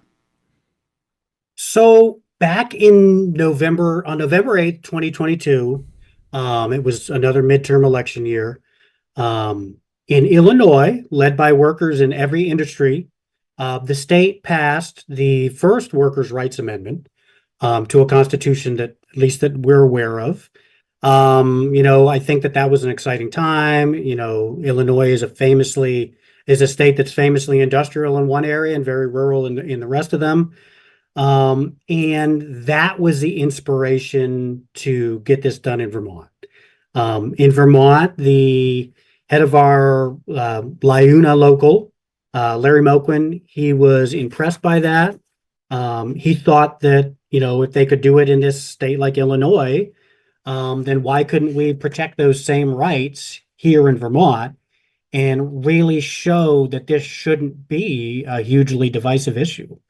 Larry became the head of the Vermont AFL-CIO. I mean, he did a great job working to shepherd the amendment through the legislature twice, because it had to be passed in two separate sessions.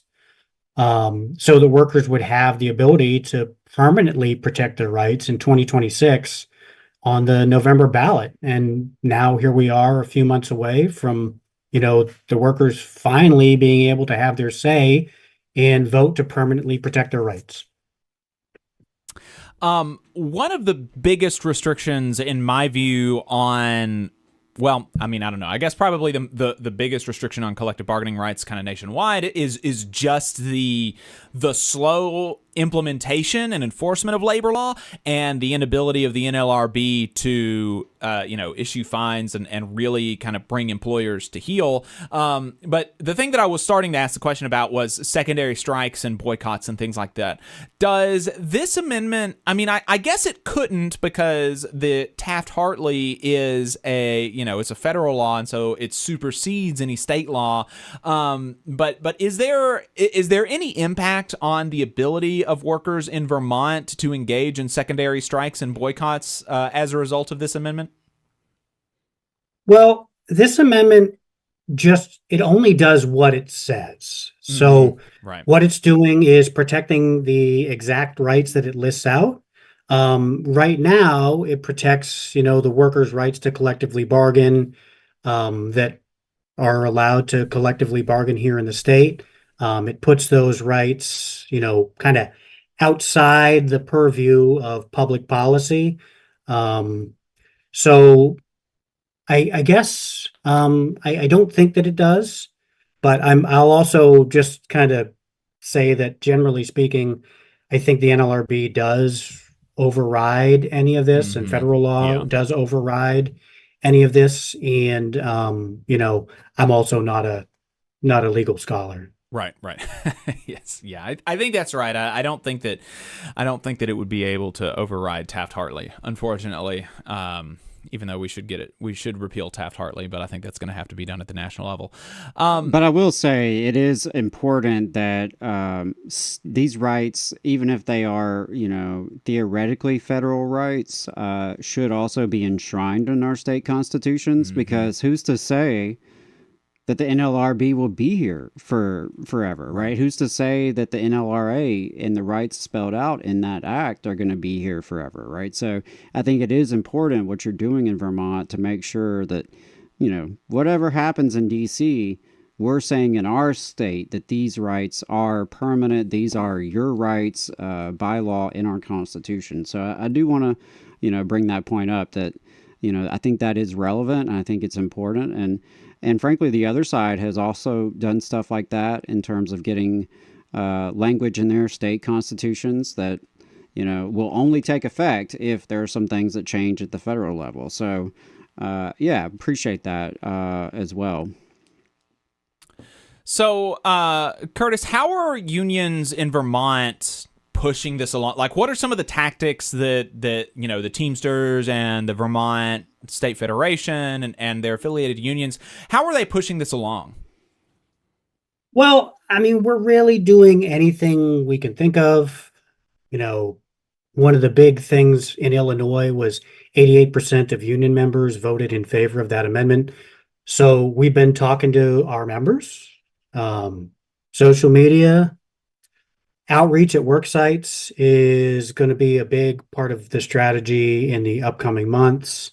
Going on radio programs or podcast programs, any of them that will have us to talk. Mailings. We'll be working on a program of door-to-door and phone outreach beginning later in the summer. We're members of the Teamsters and other unions. We'll be reaching out directly to make sure that workers know what is on the table and what's on the ballot, and that they know that they can permanently protect the rights that they enjoy today. In Vermont, we're not a major media market.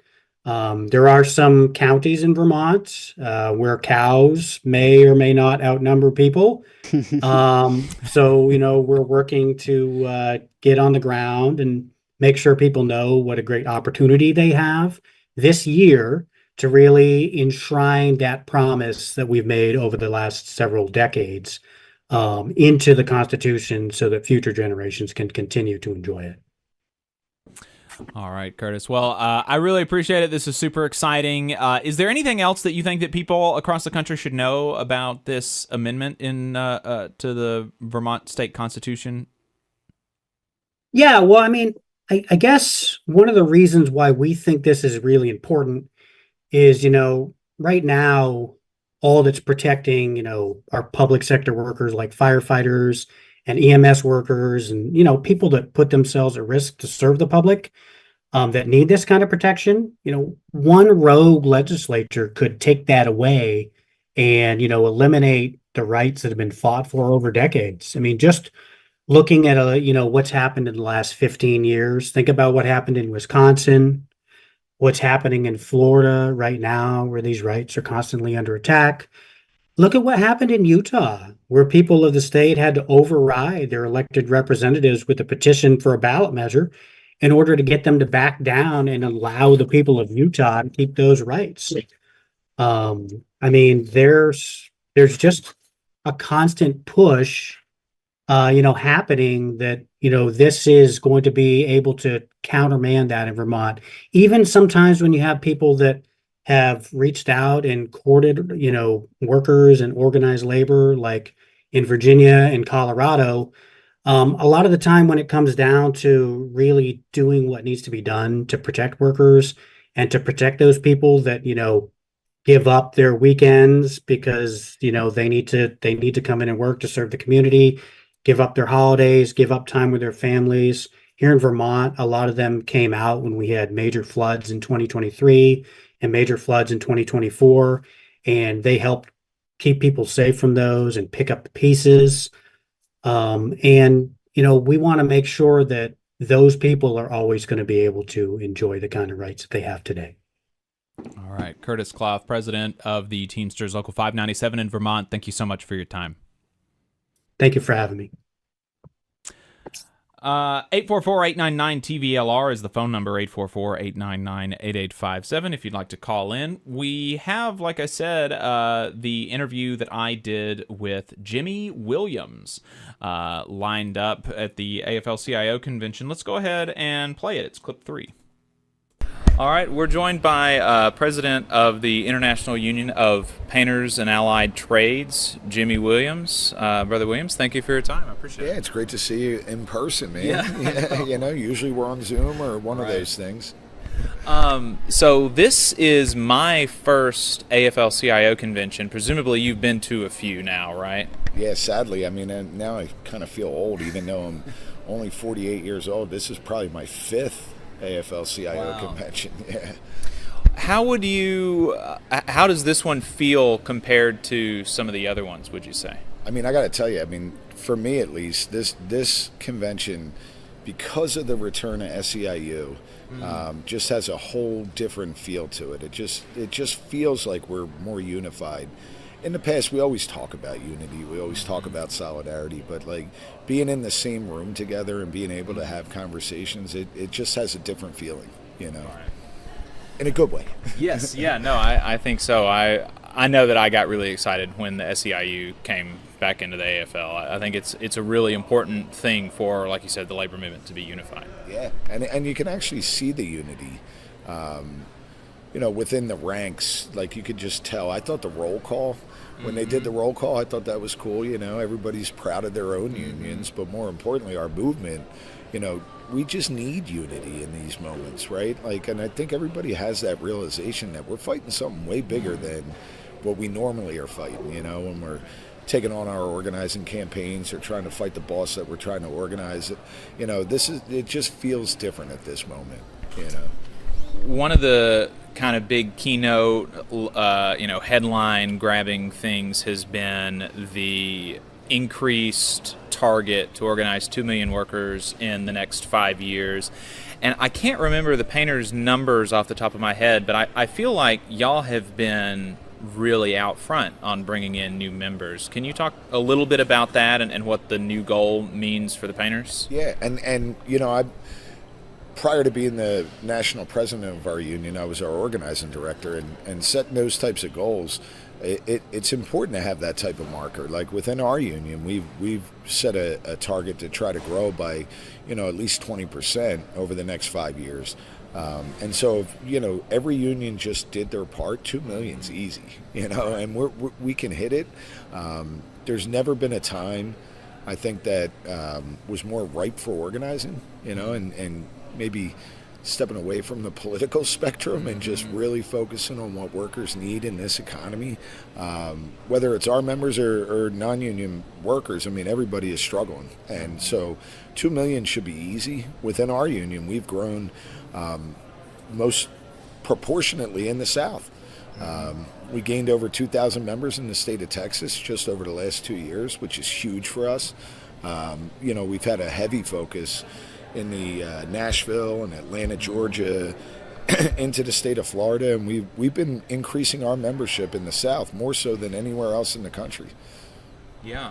I was talking to the president of the Oklahoma State Federation earlier, and he was saying very, very similar things about that this is really, you know, if there's ever a time for labor to kind of go big, it's right now. I mean, it really does feel like we're in a populist moment where people are starting to understand maybe a little bit more than they did 20 years ago how different, you know, the billionaires are than we are, and what, you know, and the fact that something needs to be done. I think that a lot of people don't know what needs to be done, but I think that the labor movement is really well positioned to be that answer. Yeah, I think we still have some work to do, right, to getting the message out there about just how broken our labor laws are. And you're only going to do that if we run workers through organizing campaigns to show them how broken the system is, right?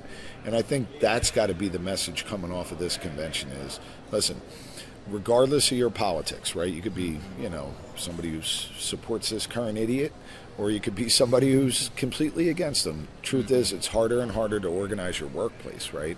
And the more people we put through organizing campaigns, the more it's going to raise to light just how broken our labor laws are. And we got to get back to focusing on how we change the system so that more workers have collective bargaining. I mean, it's pretty basic.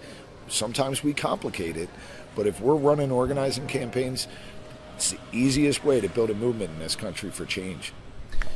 You were talking about the kind of, and I did not take your comment to be that labor should not be involved in elections. I don't think that that's your position, but that labor should really, when people think of unions, they should think of organizing and organizing workers regardless of people's politics. And organizing in the South, you definitely have to do that.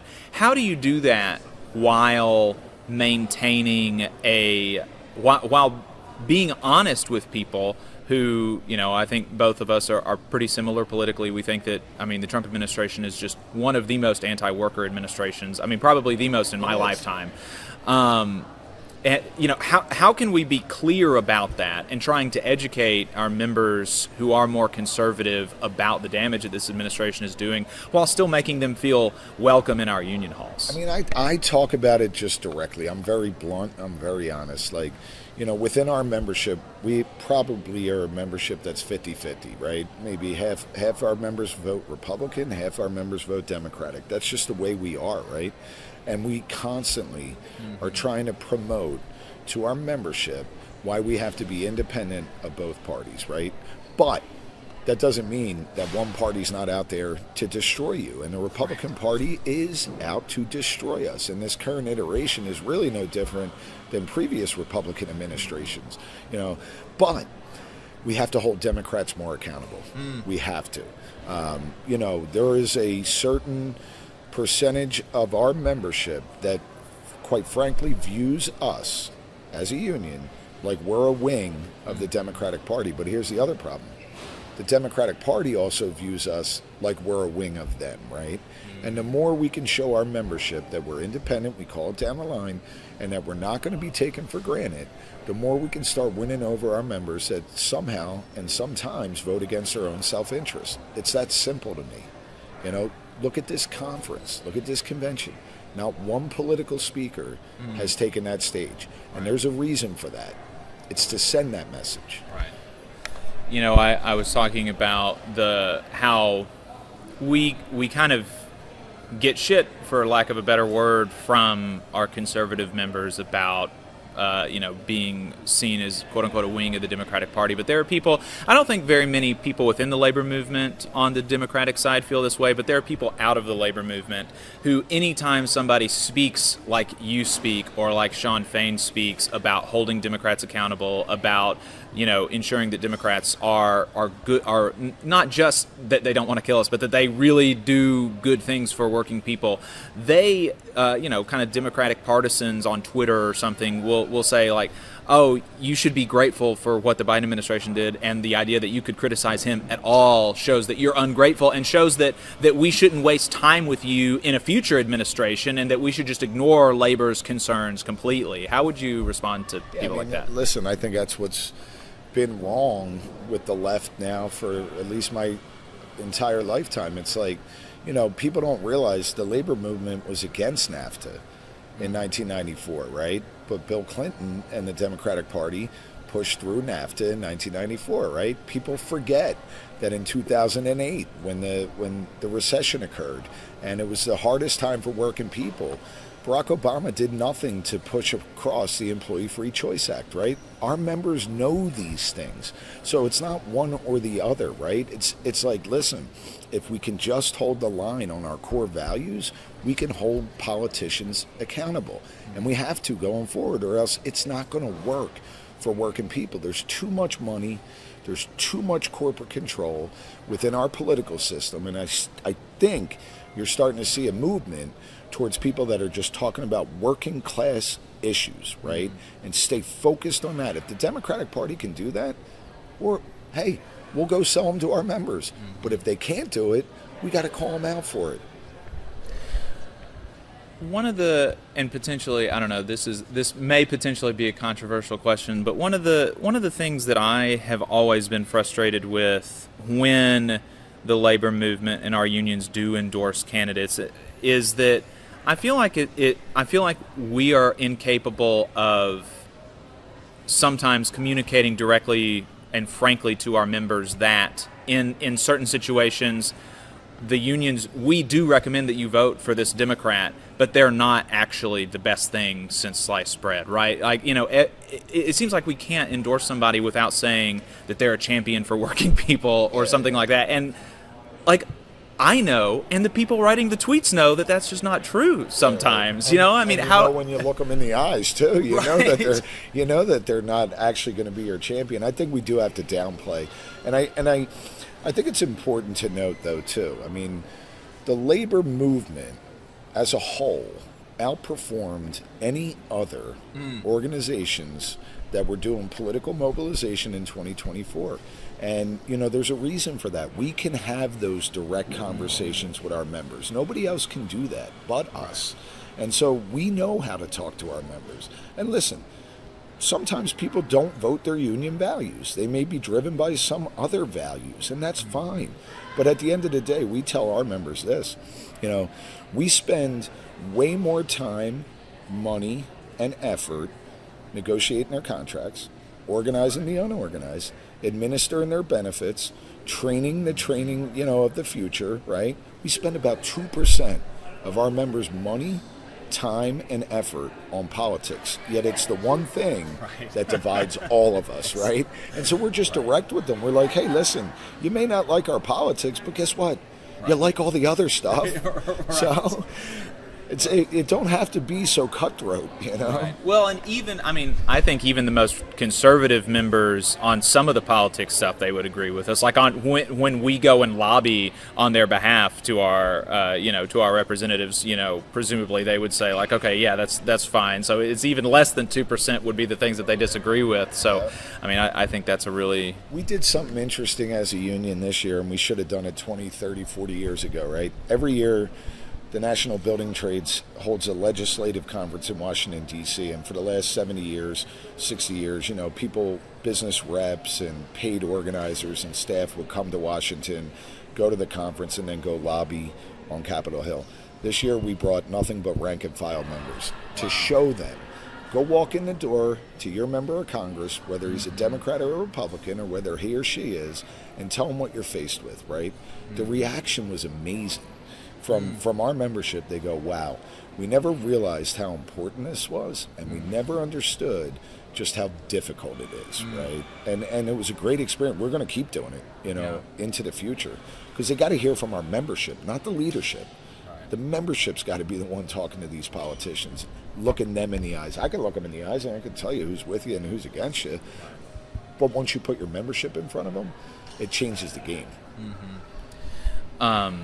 You know, you talked about organizing in the South, and that's, you know, organizing in the South, there's a lot of like fraught politics, and one of the things that is that can kind of be fraught sometimes is the topic of immigration. And one of the things that I've noticed at this convention is the strength of the labor movement's support for our immigrant brothers and sisters. I mean, the president of LIUNA talking about some of his members that have been targeted by ICE.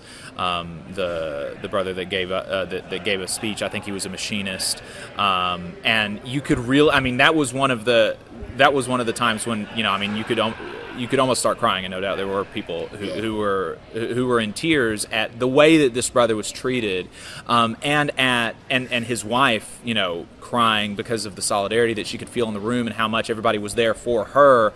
How do we go and communicate that message to our members who might have a different perspective? Yeah, I mean, we do it every single day. I mean, there's probably not a more diverse union in the building trades, maybe the laborers and us here at the IUPAT. We are a majority Latino membership, right? We make up about 40% of our membership is Latino, and then, you know, split up amongst different, you know, ethnic backgrounds, underneath that. But, when we talk to our members, we talk to them from a perspective of, these are your brothers, these are your sisters, these are the people you work side by side with. When we have those conversations with our members, their position changes on immigration, right? And this administration has overreached. Like, we had a member of ours just Friday picked up in Boston at his home by ICE agents, right? Raided their home, 15-year member of our union, and his brothers and sisters stood shoulder to shoulder with him, paid for his bond to get out. He was a visa holder, not here, no questionable work background. Like, this is what's happening in our country. And I think, and you could feel it in the room, that our movement has finally embraced that we have to stand shoulder to shoulder with immigrant workers. And it's not by, any sheer, like, it's not political theater, it's real. Like, we have to commit our resources, we have to protect our membership, and we have to help organize the unorganized. And when you do that, it naturally starts shifting people. When you could tell those stories of, hey, that's your brother, that's your sister, that's somebody you worked side by side with for 15 years, changes the whole dynamic.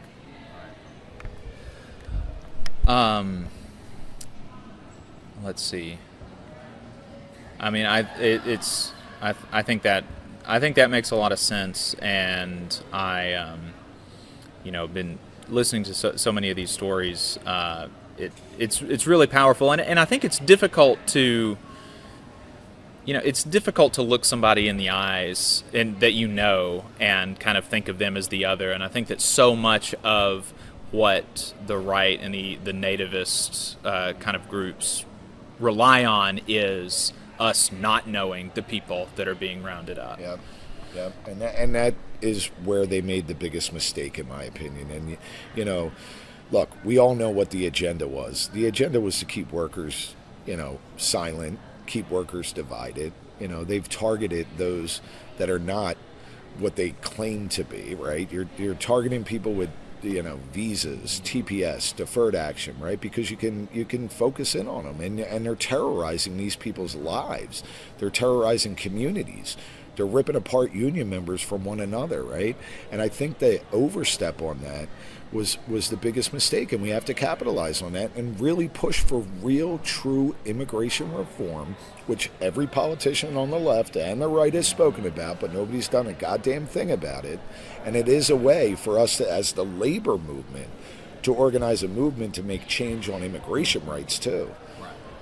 I mean, what you were saying about neither side being really serious, the way that the Trump administration has responded or has acted during this term is just so indicative of the fact that he's not taking it seriously, because he had so many Democrats that were willing to sign on to the Lake and Riley Act, which I think was very problematic. But if you could get Democrats on with that, you could get the majority of the caucus on for a real a sort of final immigration reform, and maybe you lose some Republicans, but they don't want to. But right, they don't want to. Yeah. No. Listen, one thing our country has a sordid, relationship with is however we can exploit workers and however corporate America can exploit workers. Those systems are hard to unwind, right?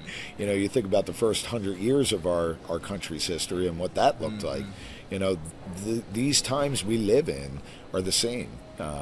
Corporate America knows no boundaries when it comes to trying to find cheap labor and higher profits. It's just that simple. And the labor movement finds itself as the only movement that can push back against all that greed and all that overreach. And that's the whole reason why you don't see anything happen. As we're wrapping up, want to be respectful of your time. I want to bring it back to organizing and building new unions. Do you have any stories recently of any wins in particularly the markets that we're on in Minneapolis, Chicago, or in the South, in Alabama, Louisiana, or Tennessee that you'd like to share with folks? Yeah, we're growing like exponentially in the Tennessee Valley, down in Georgia, in Atlanta. What I've seen and what we're witnessing is a moment where the South is rising because workers have been beat down for so long when it comes to being able to have a voice in their jobs, right? We walked off 50 construction workers off a project that just, they were being misclassified. They had their wages stolen, and within a day, the employer called and said, "Can we sit down and talk?" Right? Wow. I mean, that's the type of power it takes, and that's the type of movement that you can feel happening in the South, right? And trust me, I may have a Philly accent, but I've spent most of my time organizing in the Deep South, in states like Texas, Mississippi, Louisiana, Georgia, and you can feel it on the ground, right? And it's not just, immigrant workers. I mean, it's people that, you would never think would be looking to a union for help, that are reaching out looking to a union for help, because that's how bad the working conditions have been. So I'm excited about that. Like, that has nothing to do with politics. That has nothing. That's worker power, right? And that's what we need in this country. Jimmy Williams, I really appreciate your time. I said that was the last question. I've got one more that I thought of, and then we'll wrap. There's already a lot of conversations about 2028 and who's going to run for president and who can win. Is there any potential for a Jimmy Williams candidacy in 2028? No. I will tell you this. And I'm being dead serious when I say this. I don't know about the rest of the House of Labor, but one thing I can tell you the Painters Union's not going to do, we're not going to get involved in a Democratic primary. Why? They need to endorse our values. We don't need to endorse them, right? And that's the movement we got to start building towards 2028, is getting that party, and whoever aspires to be the head of the Democratic Party and the top of the ticket, to understand labor's values first before we jump in bed with anybody. Thank you for your time. Yeah. Big bummer to end it. Jimmy Williams is not running for president in 2028, unfortunately. I think he'd be a good one, but, the ones who would be the good presidents are the ones who don't run a lot of times, unfortunately. 844-899-TVLR is the phone number, 844-899-8857. You can call or text that number. You can also send us a note at tvlr.fm/contact at 500 USD in the chat said, we'll get him next time, I'm sure, about Jimmy Williams running for president. Maybe. God willing. We got a couple of quick stories to wrap up here today.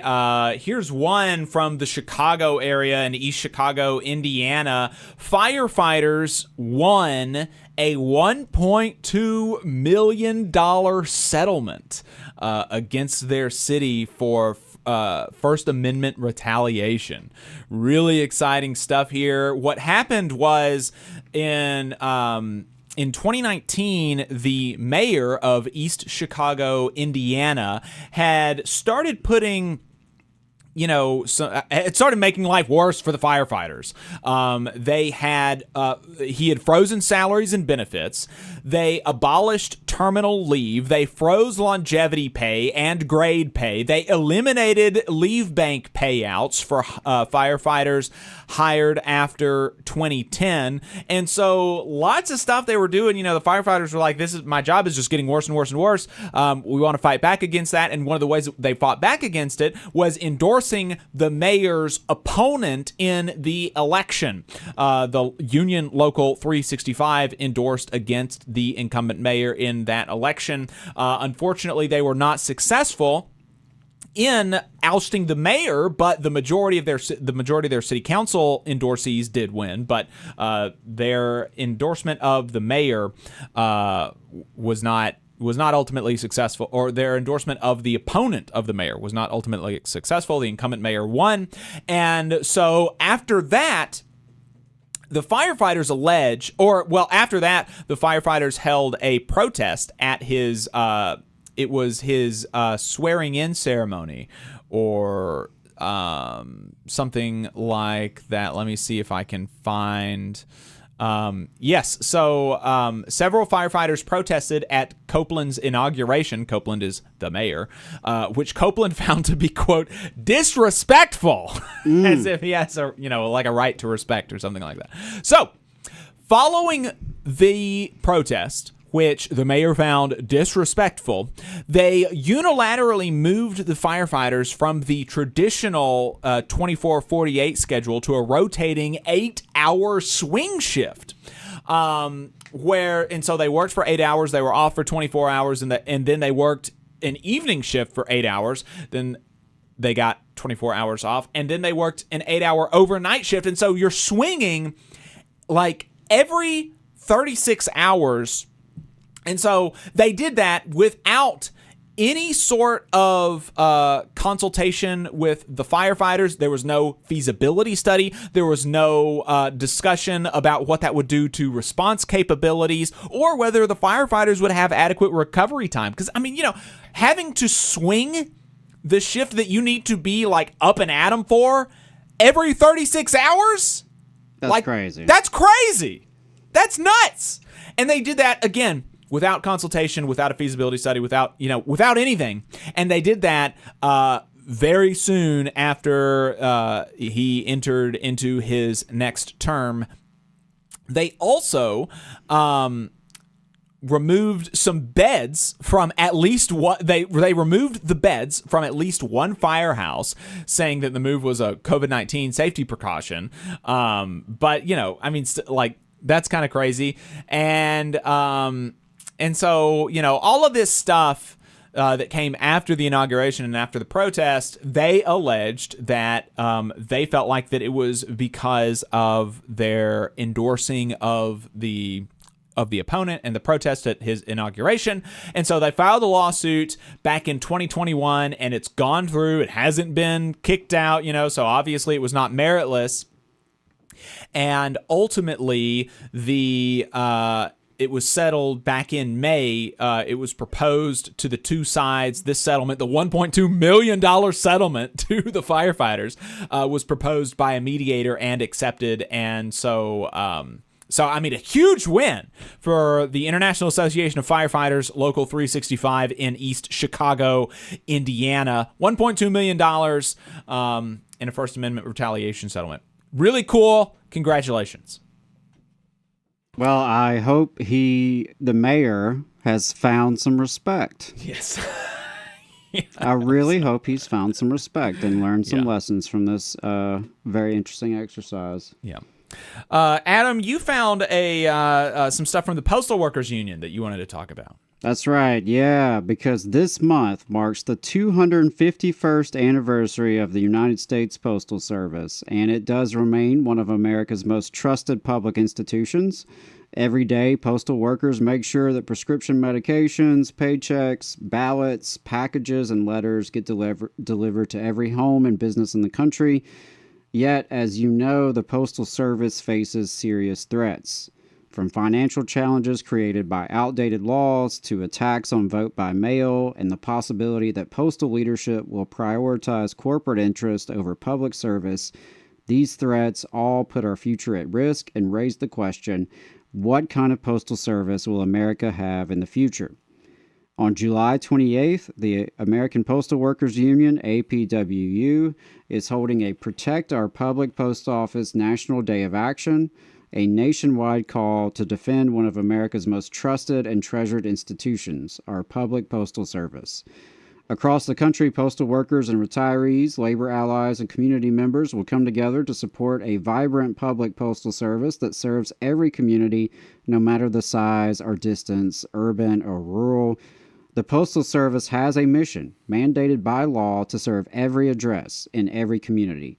That's more than 170 million homes and businesses across the country. That's why protecting a strong public postal service matters to all of us. So they do have some demands. Their demands are very clear. Americans deserve a postal service that remains public, financially secure, accountable to the people, and capable of serving every community for generations to come. Defends every eligible voter's right to safely and securely vote by mail. Provides common sense solutions to postal finances, giving it the financial tools it needs to succeed, and embodies a postal leadership that supports this vision. So what's at stake? A strong postal service means good affordable, reliable mail service for every community, right? It's pretty important. It's pretty important for elections, for prescription medications, for small businesses and local economies. And of course, we send our love and solidarity to the postal workers because those are union jobs that strengthen our communities. And ultimately, we need a public institution that serves the people, not corporate profits. It is a service, not a business. For generations, post offices have bound the country together, supported local economies, protected democracy, and provided reliable services that private companies cannot and will not replicate. So the APWU national leadership urges their members, local and state unions to attend or host rallies, distribute flyers, host press events, organize postcard campaigns, and just engage neighbors in conversations about why the Postal Service matters. Every event is an opportunity to remind the public that the Postal Service belongs to the American people and needs to be protected. So on July 28th, make sure you stand up for our public postal service and invite the American people to stand with us. Together, we can ensure the Postal Service remains reliable, financially strong, and committed to serving every community for generations to come. So you can find or host an event by going to apwu.org/July 28. So that is coming up soon, July 28th. It'll be here, a week and a half from now, if you're listening to us live. So if you have an action in your area, definitely check it out. I'm looking at the map right now. I see Birmingham, I see Tampa, I see Mississippi, South Carolina. So there are some actions here in the South, and no doubt in Minneapolis and Chicago areas as well. So again, go to apwu.org/July 28. You can find any actions close to you. You can also host an action, right? Do something. It doesn't have to be big. It could just be a gathering of you and your friends, your neighbors, your family. It could be passing out some flyers at an event somewhere else, right? At somebody else's event. Whatever it looks like, it's good to... I like that APW is doing this. It's always good to kind of rally the forces together and make a splash. Try to have coordinated events, coordinated actions to multiply your impact in the media and across the public perception. So, yeah, wanted to make sure folks know about that, July 28th. I just found out about this, so I'm not sure yet if other postal unions are going to be collaborating with them or involved in this in any way.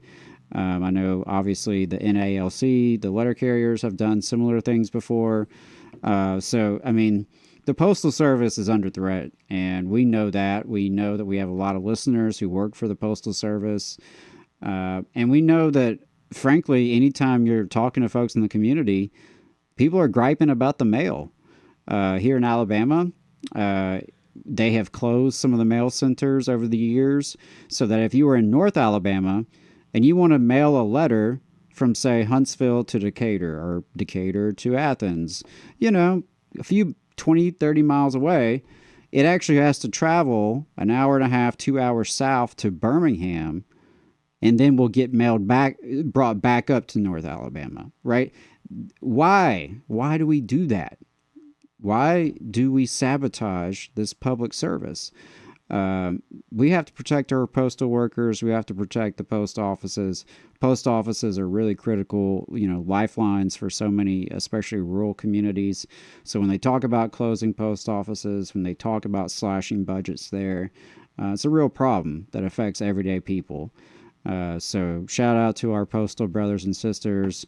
Hope APWU has a very successful day of action on July 28th, and definitely let us know how we can support you. Union Gus in the chat said that APWU president and the past president, the national presidents, were both at labor notes, and said that his local APWU president was very excited to see them both leading workshops on being more militant and not being in bed with the Democrats. Both of them have been on the Valley Labor Report. And both are pretty sharp on that point, too. Mm-hmm. Yeah, absolutely. Most recently, Jonathan Smith, the current national president, I spoke to him at the AFL-CIO convention, and you can find that interview on our channel. Yeah, and I actually got a chance to hear past president Mark Dimmenstein at the Eugene VDEBS Foundation Awards. There was a great panel, him and Sarah Nelson, and a local leader from Indiana State. They did a panel together. Mark was very on point about that. And as someone in the chat brought it up earlier about working class folks and unions specifically building independent political power, and how important that is, that we not just be like this junior partner that we just go along to get along. No, we have to be strong enough and powerful enough that every politician of every party wants our support, right? They should be coming to us begging for support, because we're that strong, we're that militant, we're that active and engaged in the community. We can mobilize that many voters. So, I think that's the kind of union movement we have to aspire to, one that does have enough independent strength that we don't have to fall in line for anybody. And instead, they are looking to us and wanting our support. Anyway, July 28th, apwu.org/July 28. Check that out. Much love to the postal workers. And I think that's going to be it for us this week, folks. Appreciate everybody tuning in. And like I said, we got some good stuff lined up for next week. So absolutely. Definitely leave us some voicemails and text messages and emails throughout the week, and we'll be happy to respond to that. All right. See you then.